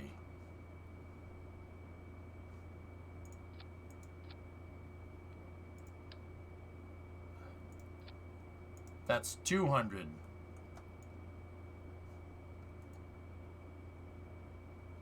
Wait.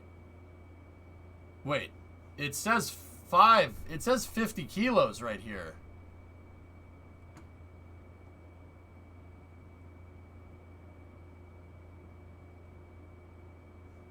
Oh, it's in mirror symmetry. I'm a moron, dude. I am a moron. Dude, that's why I'm like super wondering about this, because I don't remember that I have freaking mirror symmetry on. Because I'm an idiot.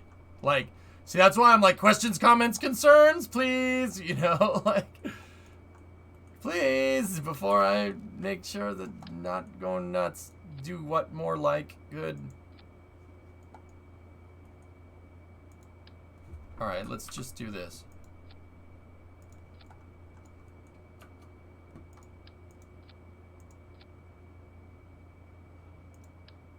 $30, $80. Does the length matter? Nope, length doesn't make a difference. I'm surprised I never won. Never. With struts. That's surprised. Nah, you're not an idiot. I mean, I kind of am. Okay.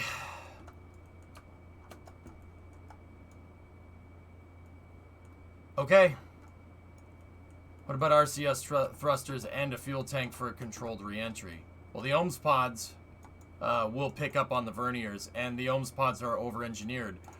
From 100 by 100, we should only need 60 to 100 delta V to get it back, which should leave us with, so let's say we half these tanks. Yeah, that should leave us with that much for the verniers in each tank. So even if we use all of that, yeah, it's fine. I'm not worried. I'm not worried with this design. How much is one vernier? 80 kilos. So, say we have 20 of them on here. That's 1.6 tons. There's your numbers.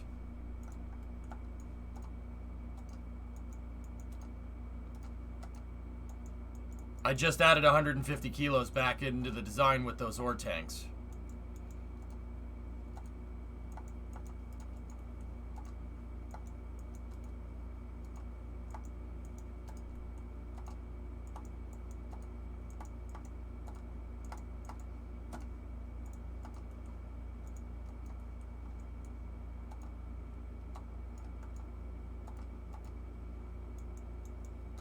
And add in that 18 tons of fuel back in. Yep.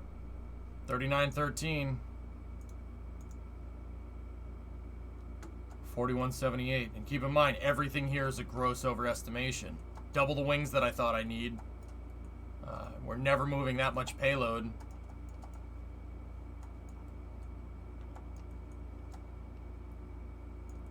Yep. All right. We're good.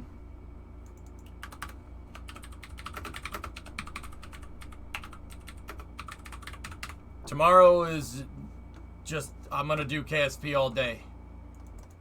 Tomorrow is Wednesday? Yeah, KSP. All day. I'm pretty dang sure we should be good here. Hi, Taradra. What's up? How much does the transfer stage weigh? It's mass, Ryan, because we're talking about spacecraft. It's 12 tons. So, yeah, we're in the clear. I could launch the transfer stage with people in it. With people in the payload bay riding next to it.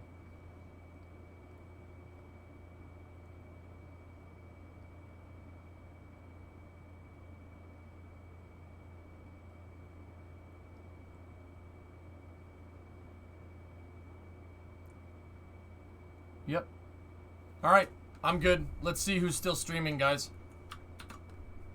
We'll build the arrow shell tomorrow. It should just be a we should just be able to scale it exactly.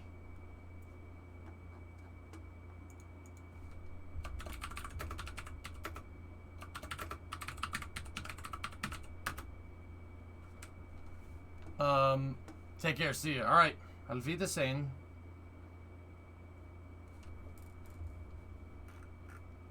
Let's see, who is out and about? Ah, my buddy Gravshark is playing some KSP. Let's keep the KSP party going, huh?